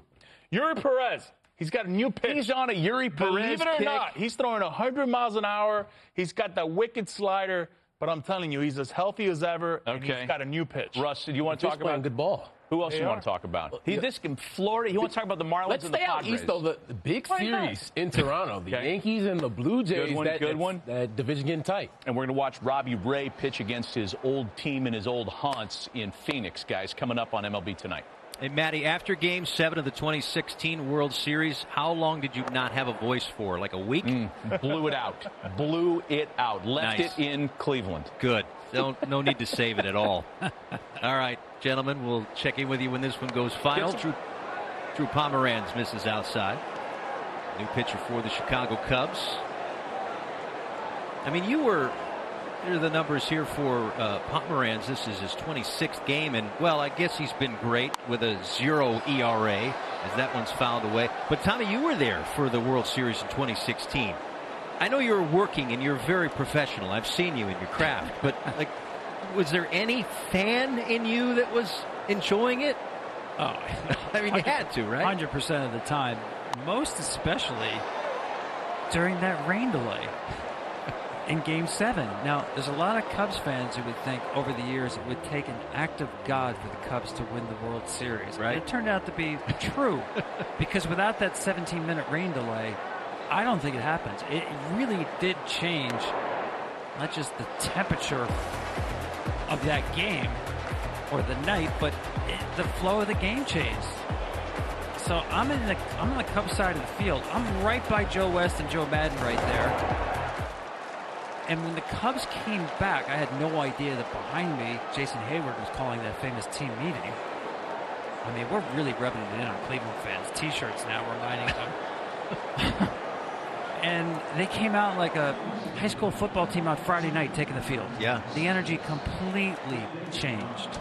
Well, because that Rajai Davis home run was not long before that. I mean, every ounce of momentum was on Cleveland's side. And here is David Fry, speaking of big postseason home runs in a Cleveland uniform. He fouls that one away. Oh, that's just not nice. See, and now we're not doing that, okay? We're just trying to tell the stories, but we're not doing what Bernie's Tap and Grill is doing. That was earlier today. We did show it, Paul. We didn't have to. Well, I mean, come on. There's a strike to Fry. No, but in terms of being a fan, to get to your original question, especially at that moment, I'll never forget talking to Joe West. You know, he's umpiring the game. But, I mean, that was like, it was like a snow globe. You just wanted to stop time at that point. Cleveland, Chicago, series tied, Game 7. Yeah. I mean, it was like this pregnant pause that was just full of drama. And it's like you sat back and said, I can't believe this is happening. I remember I said that to Joe West. And he said, if you're not a baseball fan, if you don't enjoy this, you're not a baseball fan. Right. And watching that game, I'm sure baseball acquired a few more fans, too, because it was that special. And it was 108 years waiting. And then that wait was over. Anthony Rizzo made sure that, the lottery ticket was in his back pocket. And then that was the day that next year finally showed up. And Fry holed up. And, of course, there had to be that one last hold-your-breath moment when Chris Bryant's cleats slipped just as he started to throw that baseball. There was a wonderful documentary. You were part of it. It was all the great Game 7. Not all of them, but a lot of the great Game 7s. Tom Morello, guitarist for Rage Against the Machine, said he had a picture of Ernie Banks. And Fry fouls that one back. And he said, you think the Cubs are ever going to win the World Series? And there was a picture of Ernie Banks kind of pointing to the sky like, yes, there will. And in the moment that it started to rain, Tom Morello says, now I know what Ernie meant.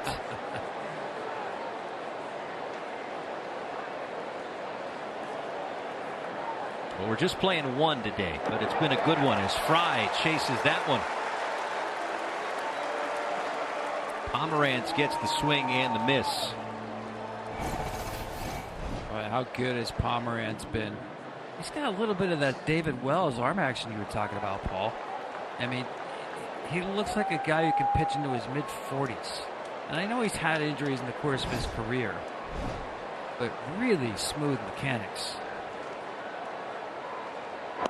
He's had some different roles, and boy, has he settled into this one as he faces the top of the order here, Stephen Kwan. A walk, a single, and you don't know how this one's going to turn out. There'll probably be another turning point because somebody's got to score and somebody's going to win. But an early turning point was his caught stealing back in the first inning when Cade Horton, who ended up going 7 scoreless, couldn't find the strike zone. The first 5 pitches of the game were balls. And Kwan tried to steal second base, the first of 3 caught stealings, and that ended what could have potentially become a rally in that first, and gave Horton some hope to settle in, and he did. And I wouldn't rule out another stolen base attempt here. I mean, it's tough to string hits together against this Cubs bullpen. It's been the best bullpen in baseball for the last month or so. Probably a breaking ball count here. 0-2. That one lined in the left center field, a base hit. Bat to ball skills for Kwan, just a soft liner over Swanson. And it's 2 on and 1 out. But defense, specifically for Reese McGuire, has been the story. He took care of an inning all by himself. 3 outs. Stolen base in the first inning, attempt anyway, by Kwan. Another one here, first and third with Naylor running. That was a surprise. And then he found the ball quickly off his chest protector and threw out Manzardo. What a night.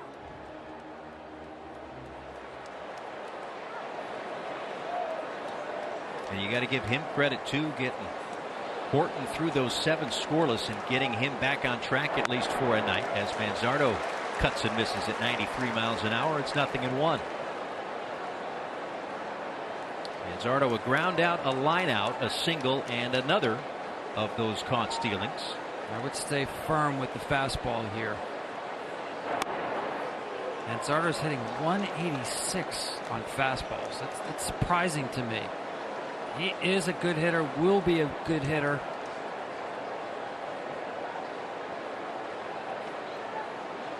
New career highs in games, homers, RBIs this year, and Cleveland desperately needs another one of those RBIs right now to break this 0-0 deadlock in the top of the 8th inning. He's going to have to shorten up because he's going to get another high fastball here, or should. The way Pomerantz is attacking him, that's the pitch.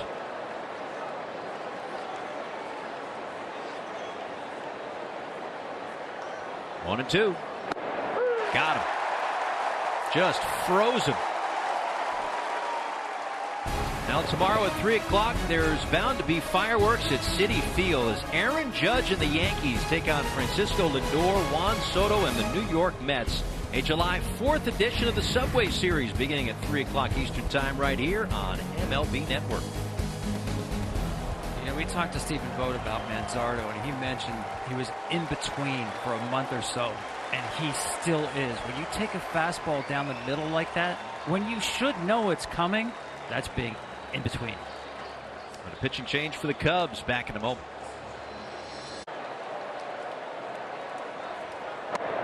Welcome back. Ryan Brazier in. His first pitch is a strike to Jose Ramirez. The numbers on Brazier as Craig Counsell tries to play the platoons and win the matchup perhaps with Ramirez hitting from the left side.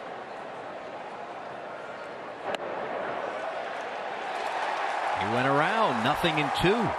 That's Frazier's best pitch, especially tunneling that one off the first pitch fastball.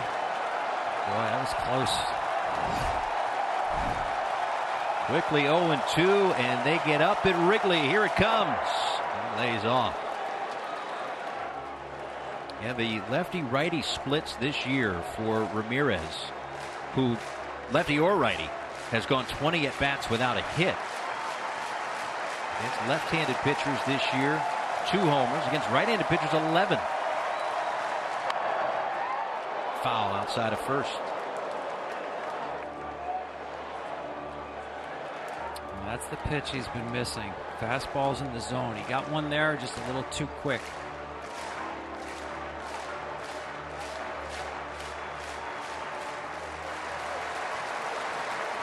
Angel Martinez, the pinch hit leadoff walk at second base. Stephen Kwan over at first. A 1-2. Way upstairs. 2 balls, 2 strikes.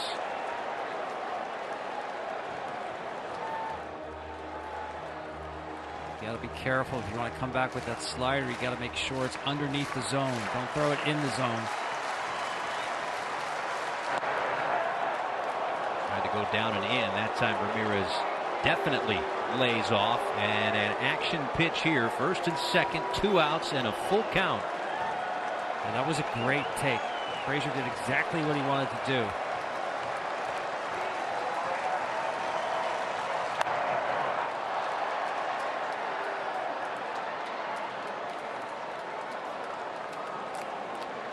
Brazier, part of a Red Sox team that won the World Series back in 2018. He was a rookie then. Dodgers last year.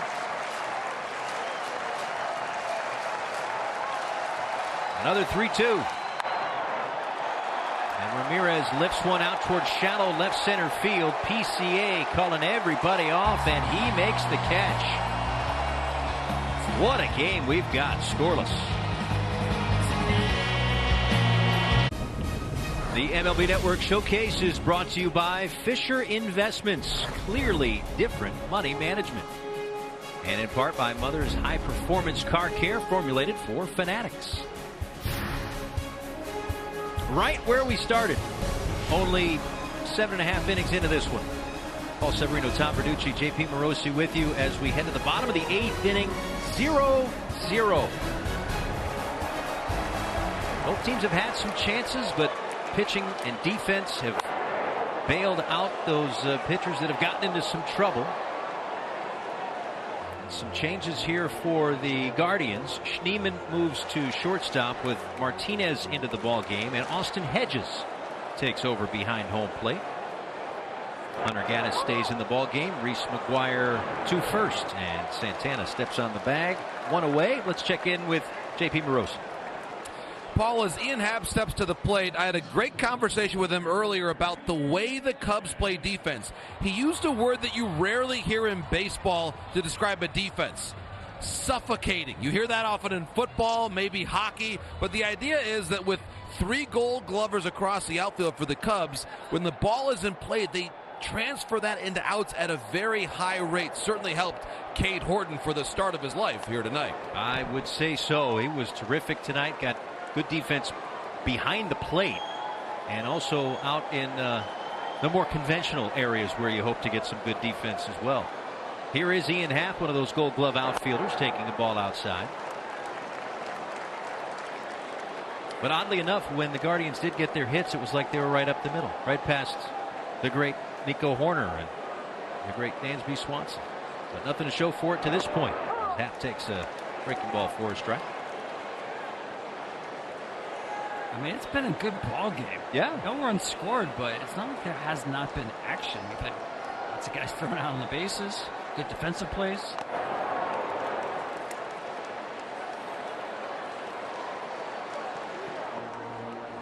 Well, I won't mention the results, Guardians fans, trust me, but we did talk a lot about that 2016 World Series. These teams match up. They give you good games. And that's the pitching box score for Cleveland at this point, as Gaddis misses just low. That was a great take.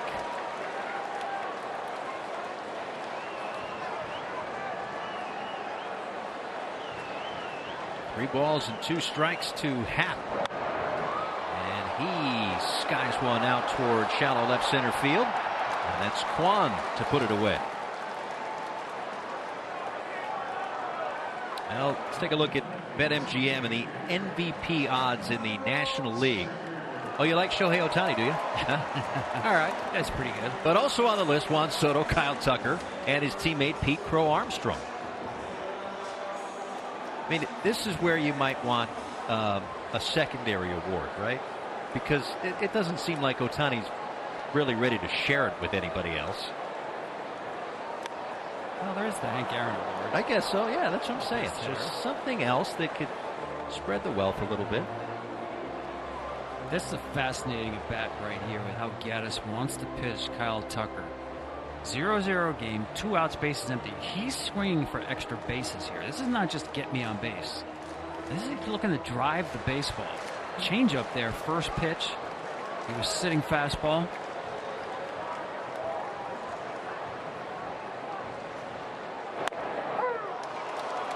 Gaddis gets the call at the top of the zone. Good job there by Austin Hedges to frame that one. Yeah, look how quiet he was with his hands, just kind of curling his fingers on top of that baseball. He doesn't get a ton of playing time, but Hedges means a lot to this team, this clubhouse. He's been known as one of those glue guy types. But when he is out there, that's a strength of his, is the framing of pitches to help his staff get an extra strike or 2 and swing counts in their favor. Not going to pull that one back. Yeah, and calling pitches too. A lot of trust these pitchers have in Hedges back there. Has not thrown Kyle Tucker a fastball in this sequence, and probably will not. 2-2. Tried to stick that one, but didn't get the call, and it's 3-2.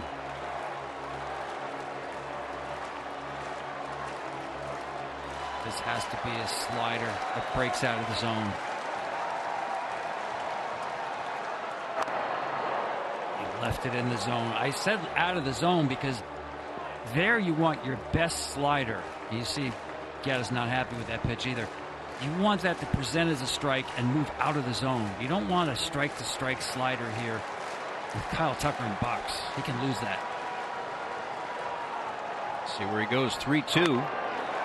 Well, another wrinkle, and he gets the strikeout. We are scoreless through 8. To the 9th we go.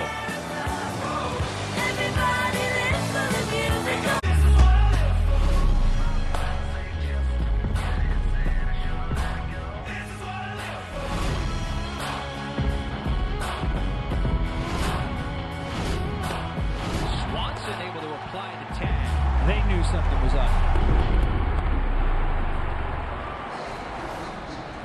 Well, a great game to this point. The only thing we're missing is some runs. Scoreless, but lots of pitching, lots of defense in this one. And we go to the 9th inning right where we started. Guardians and Cubs, and Ryan Pressly out of the Cubs bullpen. First pitch strike there to Carlos Santana. Tie game at home. A lot of times this would be Palencia's spot or the spot for your closer, but most likely down tonight. So Pressly, a guy who's no stranger to high leverage late inning moments, is on to pitch in his 36th game, and ERA a little over 3.5. Palencia has worked each of the last 2 games. He's probably not available tonight. Pressly is the highest walk rate in a decade. Santana is going to make him get the ball over the plate, which he does not right there. 2 balls and 1 strike to Santana, who's grounded out and struck out twice. I mean, this looks to me like a 3-2 count waiting to happen. This pitcher, this hitter, Santana's going to be very patient. We're almost there. 3-1. And if you're Pressly, you know that. You know, Santana's known for his patience at the plate. Certainly has faced him enough to know that firsthand. 250 hitter against the former Astros closer. 3-1 is ripped toward right center field. It gets down in front of Pete Armstrong, and the leadoff man is aboard here for the Guardians in the 9th. Now that's called winning an at-bat. Staying off the spin, got to a 3-1 count. Look how he flattened out that swing on the high fastball. Look how flat this swing is. That's a man who knows what he's doing at the plate. Well, it's that 1,000 club. Man's been around. Here's Lane Thomas. Play it here. Ground ball. That's Swanson to get the lead runner, and Horner had to go back to make sure he got the bag.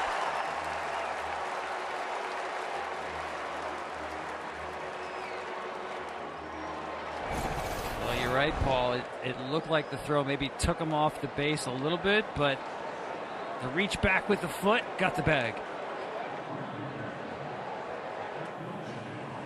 Or Swanson, a great defender with a couple of gold gloves to his credit, makes a nice play behind Pressly, keeps the double play in order for Nolan Jones, who has walked. Then he had a fly out and a single tonight, and he takes 95 right down the middle. It's 0-1.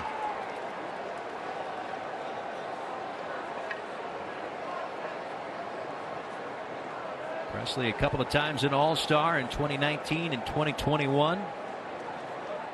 Mentioned he was the closer in Houston before Josh Hader rolled into town. No swing, and it's a ball and a strike. See zeros in the run column for Horton, who was great, his longest career outing. Pomeranz kept it up. Brazier got a big out. Now Pressly works the 9th in a scoreless ball game at Wrigley Field.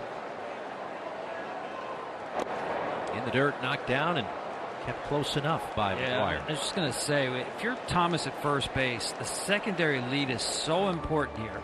The way Pressly spins the baseball, the ball is in the dirt a lot. You have to anticipate that ball being in the dirt. And it's all about being aggressive with your secondary lead and especially just anticipating. Read the ball out of the hand. In there for a strike. And I don't say this trying to be funny, but make sure it's actually in the dirt. Because earlier there was a ball that we thought was in the dirt. It was actually stuck kind of to the chest protector and made the caught stealing of Manzardo a heck of a lot easier for McGuire, who's had 3 caught stealing today.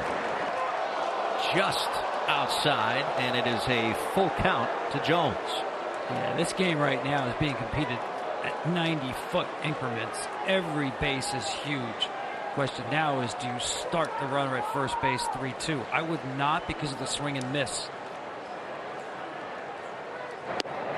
Called strike 3. What a pitch by Presley.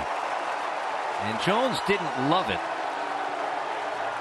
It doesn't appear, but that had that low and away quadrant and a perfect spot. You're absolutely right. That's well in the strike zone. Jones doesn't like it, but I think he's just so surprised at that pitch, the way it just comes back on the corner. That is in the strike zone, not down. Carapazza got that one right. Just perfectly execution. Well, here is Schneemann. Daniel Schneemann bounces a ball back to Presley. Flips to first, and we will head to the bottom of the 9th inning with an all-star starter due up second. Pete Crow Armstrong when we come back.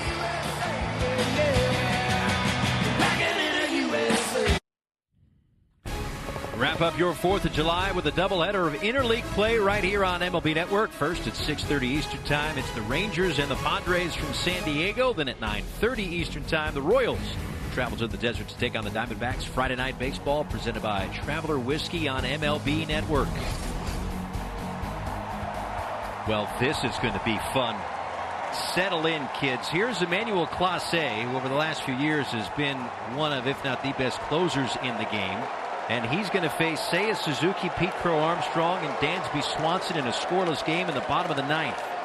The RBI leader takes 99 for strike 1. Well, I'd say a little bit different pitcher this year. A lot more sliders, especially to right-handed hitters. And it's a bigger breaking slider. There it is right there. It took some speed off that pitch this year. It's got much more separation between the fastball, cutter, and the slider. Led the AL in saves each of the last 3 years. Missing upstairs here, and it's not statistically a save situation, but he's trying to save this one for Stephen Vogt and the Guardians and get it to extra innings. And if you're Suzuki, you saw those 2 sliders, non-competitive, sit fastball. He did, and he lifts a fly ball that he knows he just missed out toward right field for Jones. 1 away. Well, that was a great example of that late cutting action. That ball just got off the barrel. Came on the air talking about this budding superstar, Pete Crow Armstrong. He had a 13-pitch at-bat. He did strike out back in the 4th inning, but it was an amazing at-bat. He faces Clase here in the 9th and goes after the first one, slowly up the first base line, and he is out. A close play.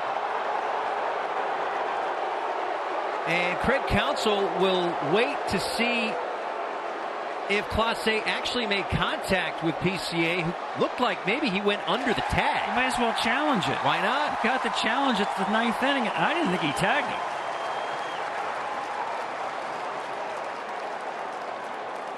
Yeah, I'm with you on first glance. I didn't think so either, but Mark Rippinger a little bit closer to the action than we are, so replay review powered by Zoom. The umpire's on the field in Chicago. It's out of their hands right now. The call on the field was out, so that's the evidence that the Cubs will need to overturn. And as we get a look, let's also check in with Dale Scott, who's our rules analyst. Hello, Dale. Oh, hello there. Yeah, it looks like that first shot I saw. Yeah, it looks like there was no tag, and he did hit the base runner touched the base. I believe this is going to be overturned, but from the views that I just got. How tough are those plays for first base umpires? Because I've been told you guys listen for the pop of the glove and the foot, and there's neither right there. That's got to be one of the tougher plays. Yeah, well, the first base umpire is at first thinking maybe the pitcher's going to tag, or maybe he's going to try to race him to the base. You're trying to see what he's going to do, and you have a different angle for which one he does. I mean, if for an attempted tag, you're going to try to get more toward the line to see the tag. If he's racing to the bag, you can stay a little bit out so you can see the foot hit the bag and the runner. So this was a tough play to set up for, because you weren't quite sure where the pitcher was going to go with an attempted tag or possibly just trying to touch the base. And Dale and Tom, I don't think there was a tag for Clase I don't on think so Crow either. Armstrong. But the question might be, and I haven't seen the greatest angle, but they have them all in New York, was did Crow Armstrong touch first base? Yeah. I thought his finger did get the side of the bag here. Let's see if this angle shows us something here. Will that be enough to overturn the call? That is the eternal question right on these calls. He may have, but may is not good enough. Dale, you can speak to that, what they're looking at the replay center. Well, exactly. Being in that replay center, it's amazing, all the different angles and how crystal clear you can see some of this stuff. And that's exactly what they're looking for. I think we've established there was no tag before the runner touched or did not touch first. It looked like to me that he just barely got it. But again, I'm not in the replay, which they have a better monitor than my little computer monitor here. Right, and they can also match up a bunch of different angles. After review, the call in the field stands. The runner is out. Chicago loses the challenge. All right, Dale, thank you very much for the insight there. And the fact that it stands, Tom, probably tells you that there wasn't enough evidence that Crow Armstrong touched first base. Yeah, especially my rule of thumb is when it takes that long, it's usually not going to be overturned for that reason. And it was interesting. I thought PCA kind of shook off the dugout like, I'm not really safe here. Remember that? I think he knew he didn't get the bag. Right. Didn't feel it. Well, a couple outs now on just 5 pitches for Clase, and that is a hot shot base hit as Swanson redirects 100 miles an hour and gets the go-ahead and potential game-winning run on base here with 2 outs in the 9th inning. I'm telling you, the harder you throw it, the more Dansby Swanson loves it. 100, no problem.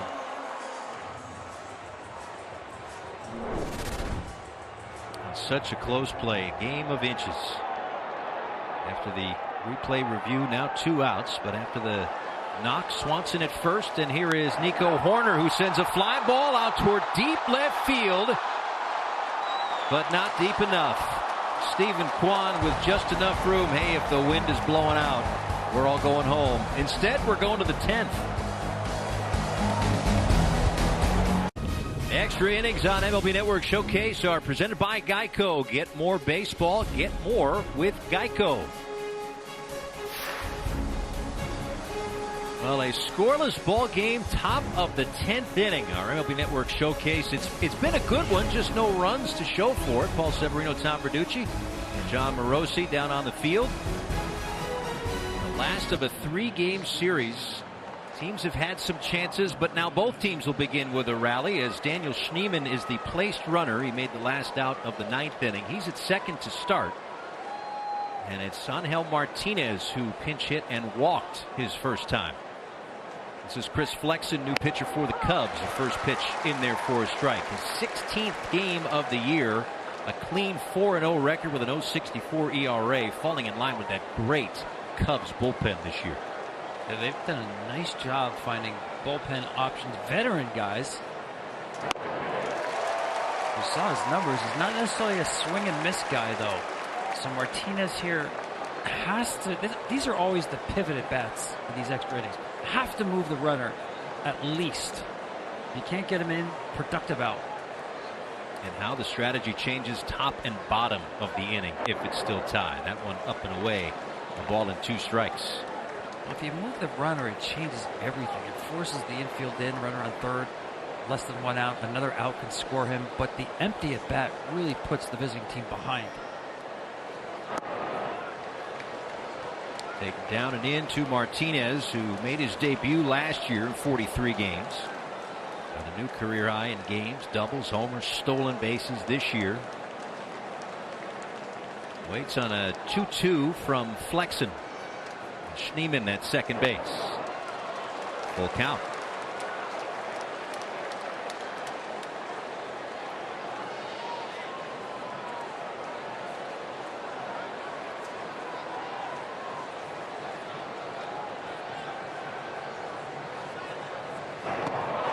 Cut on and missed.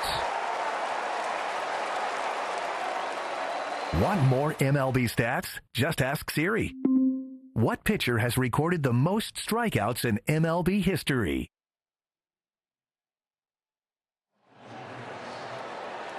And with that strikeout and Hedges due up for his first plate appearance today, that also changes the math a little bit with the strategy here for Cleveland. Well, that was a gutsy, great pitch by Flexen. A 3-2 curveball to get the swing and miss. And not maybe a whole lot of strategy to be had. Just get a hit, I think, is probably the strategy. I mean, a walk changes the entire calculus of the pitching through this inning. And got the chase at 71 miles an hour. The 1-0 to Hedges is fouled away. 7th season for Flexen, his first with the Cubs. He spent last year with the White Sox. Had an ERA just under 5 in 160 innings.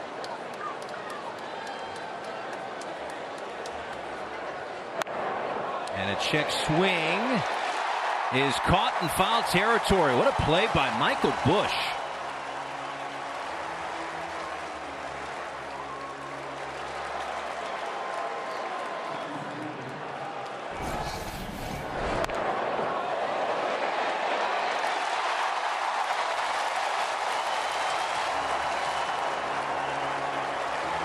Off the line, had a long way to go. Here's Stephen Kwan with runner at second and 2 outs, and that's a called strike. So that would answer the question I might have had, which is, do you walk Kwan at all just because of those bat to ball skills? He's already got a couple of hits. He's been on base 3 times tonight.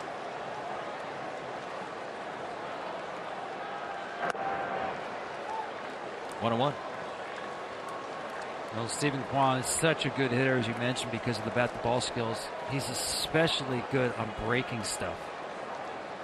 Be real careful with a curveball to this guy. Entered the game a .313 hitter with runners in scoring position, but that number drops considerably with 2 outs, down to 130. But the Guardians thinking it only takes 1. Or the number 2. That curveball is in there for a strike. 2 balls and 2 strikes.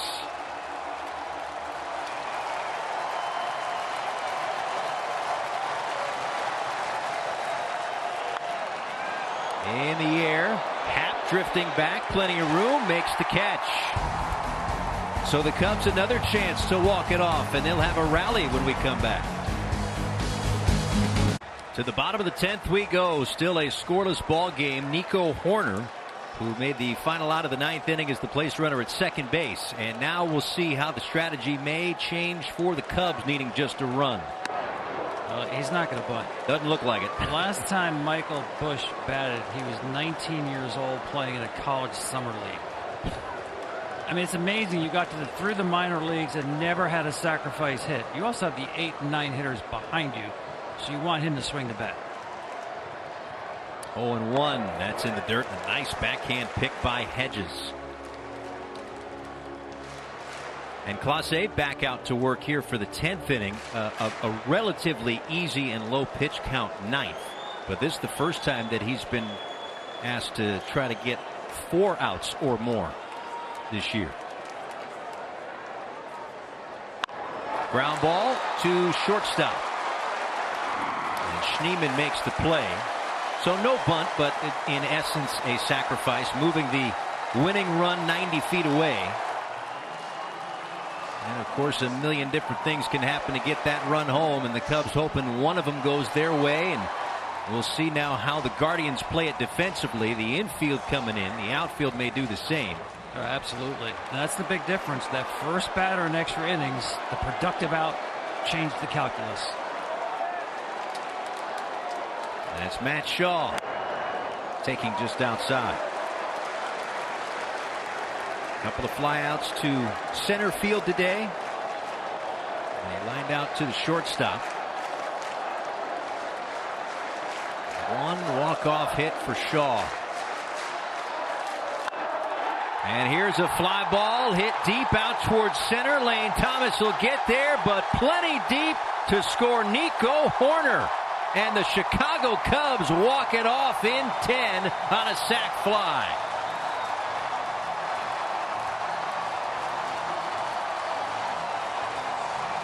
Well, no better example of the changes Matt Shaw has made recently. A guy who looked overmatched early in the season, went back to the minors, made some adjustments to be quicker to the baseball.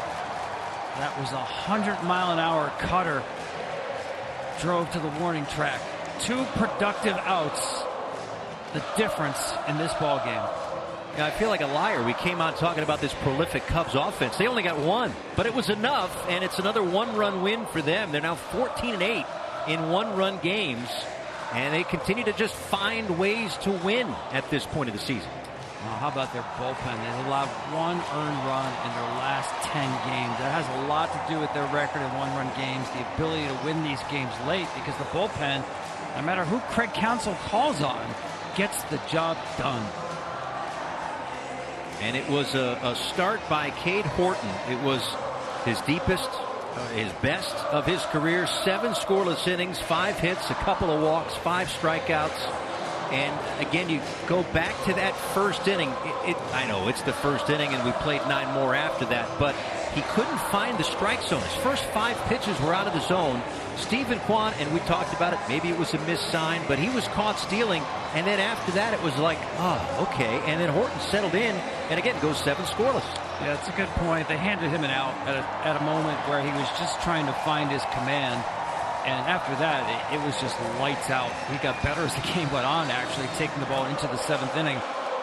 But if you're Cleveland right now, 7 losses in a row, you've only scored 12 runs in these games. Your margin of error is so small, you can't make the mistakes that they made. 3 outs on the bases, and then the unproductive outs in extra innings. Well, let's go downstairs. Speaking of that great defense, let's talk with J.P. Morosi. Thanks, Paul. Here with Reese McGuire. Great game behind the plate for you, Reese. First of all, that at-bat for Matt Shaw, for a rookie to set this place rocking like this. What did you see in that at-bat? Yeah, I mean, when he took the first pitch, I could tell. I was like, all right, he's settled in. At least he's seen one. That's a real tough matchup, obviously, one of the best closers in the game. So for him to just slow down that moment, put an amazing swing on that ball. But credit to Nico, too, for getting a great read on that ground ball by Bush. So that's a total team effort there in the extra inning. Reese, 3 caught stealings for you behind the plate, a huge part of this game. To what do you attribute your excellence at the footwork and the ability to get the ball down so quickly? Yeah, it's just something I take pride in, and I've always had elite, exchange, and so now it's just about putting it on the money, because when you got Nico and Dansby Swanson out there, man, those guys can pick anything in the world and put the tag on the runner. So, I mean, that's one of the best duos up the middle that I've ever played with. Cade Horton's longest professional start tonight, 7 scoreless innings. What did you see from him that was working so well? Yeah, he came in with a plan today, fired up from his last outing. We all know how great he can be, and, pounding the strike zone, getting strike 1. We kind of joked around because the first at-bat of the game, 4 balls in a row, we were like, you kind of threw those 4 pitches, and then you finally became a pitcher and just started trusting your stuff. And, man, that guy's a gamer, and he's gonna have a great career. And Reese, finally, a walk-off win here at Wrigley to start 4th of July weekend. What is it like right now to wear this uniform and enjoy this scene? So much gratefulness for this city. I mean, the energy here is the best I've ever been with. And, we're grateful to put the jersey on and come compete. Hell of a ball club. These guys are gamers. I'm proud to be a part of it. Reese, congratulations. Happy 4th. Thanks for your time. Thank you so much. Happy 4th. Paul, back to you. All right, Reese, JP, Reese. Thank you very much. How good does it feel for Reese McGuire? With as great of a year that Carson Kelly has had, he gets a chance to impact the game in some way, and he's a big part of the win today. So that's certainly a great night, not just defensively, but also helping Cade Horton, who was terrific. But the Capital One walk-off here by Matt Shaw. The sac fly to deep right center field. Well, it takes a whole roster. The Reese McGuire's and Matt Shaw, the bottom of the lineup coming through. Cade Horton pitching really his best game as a professional, at least the deepest one.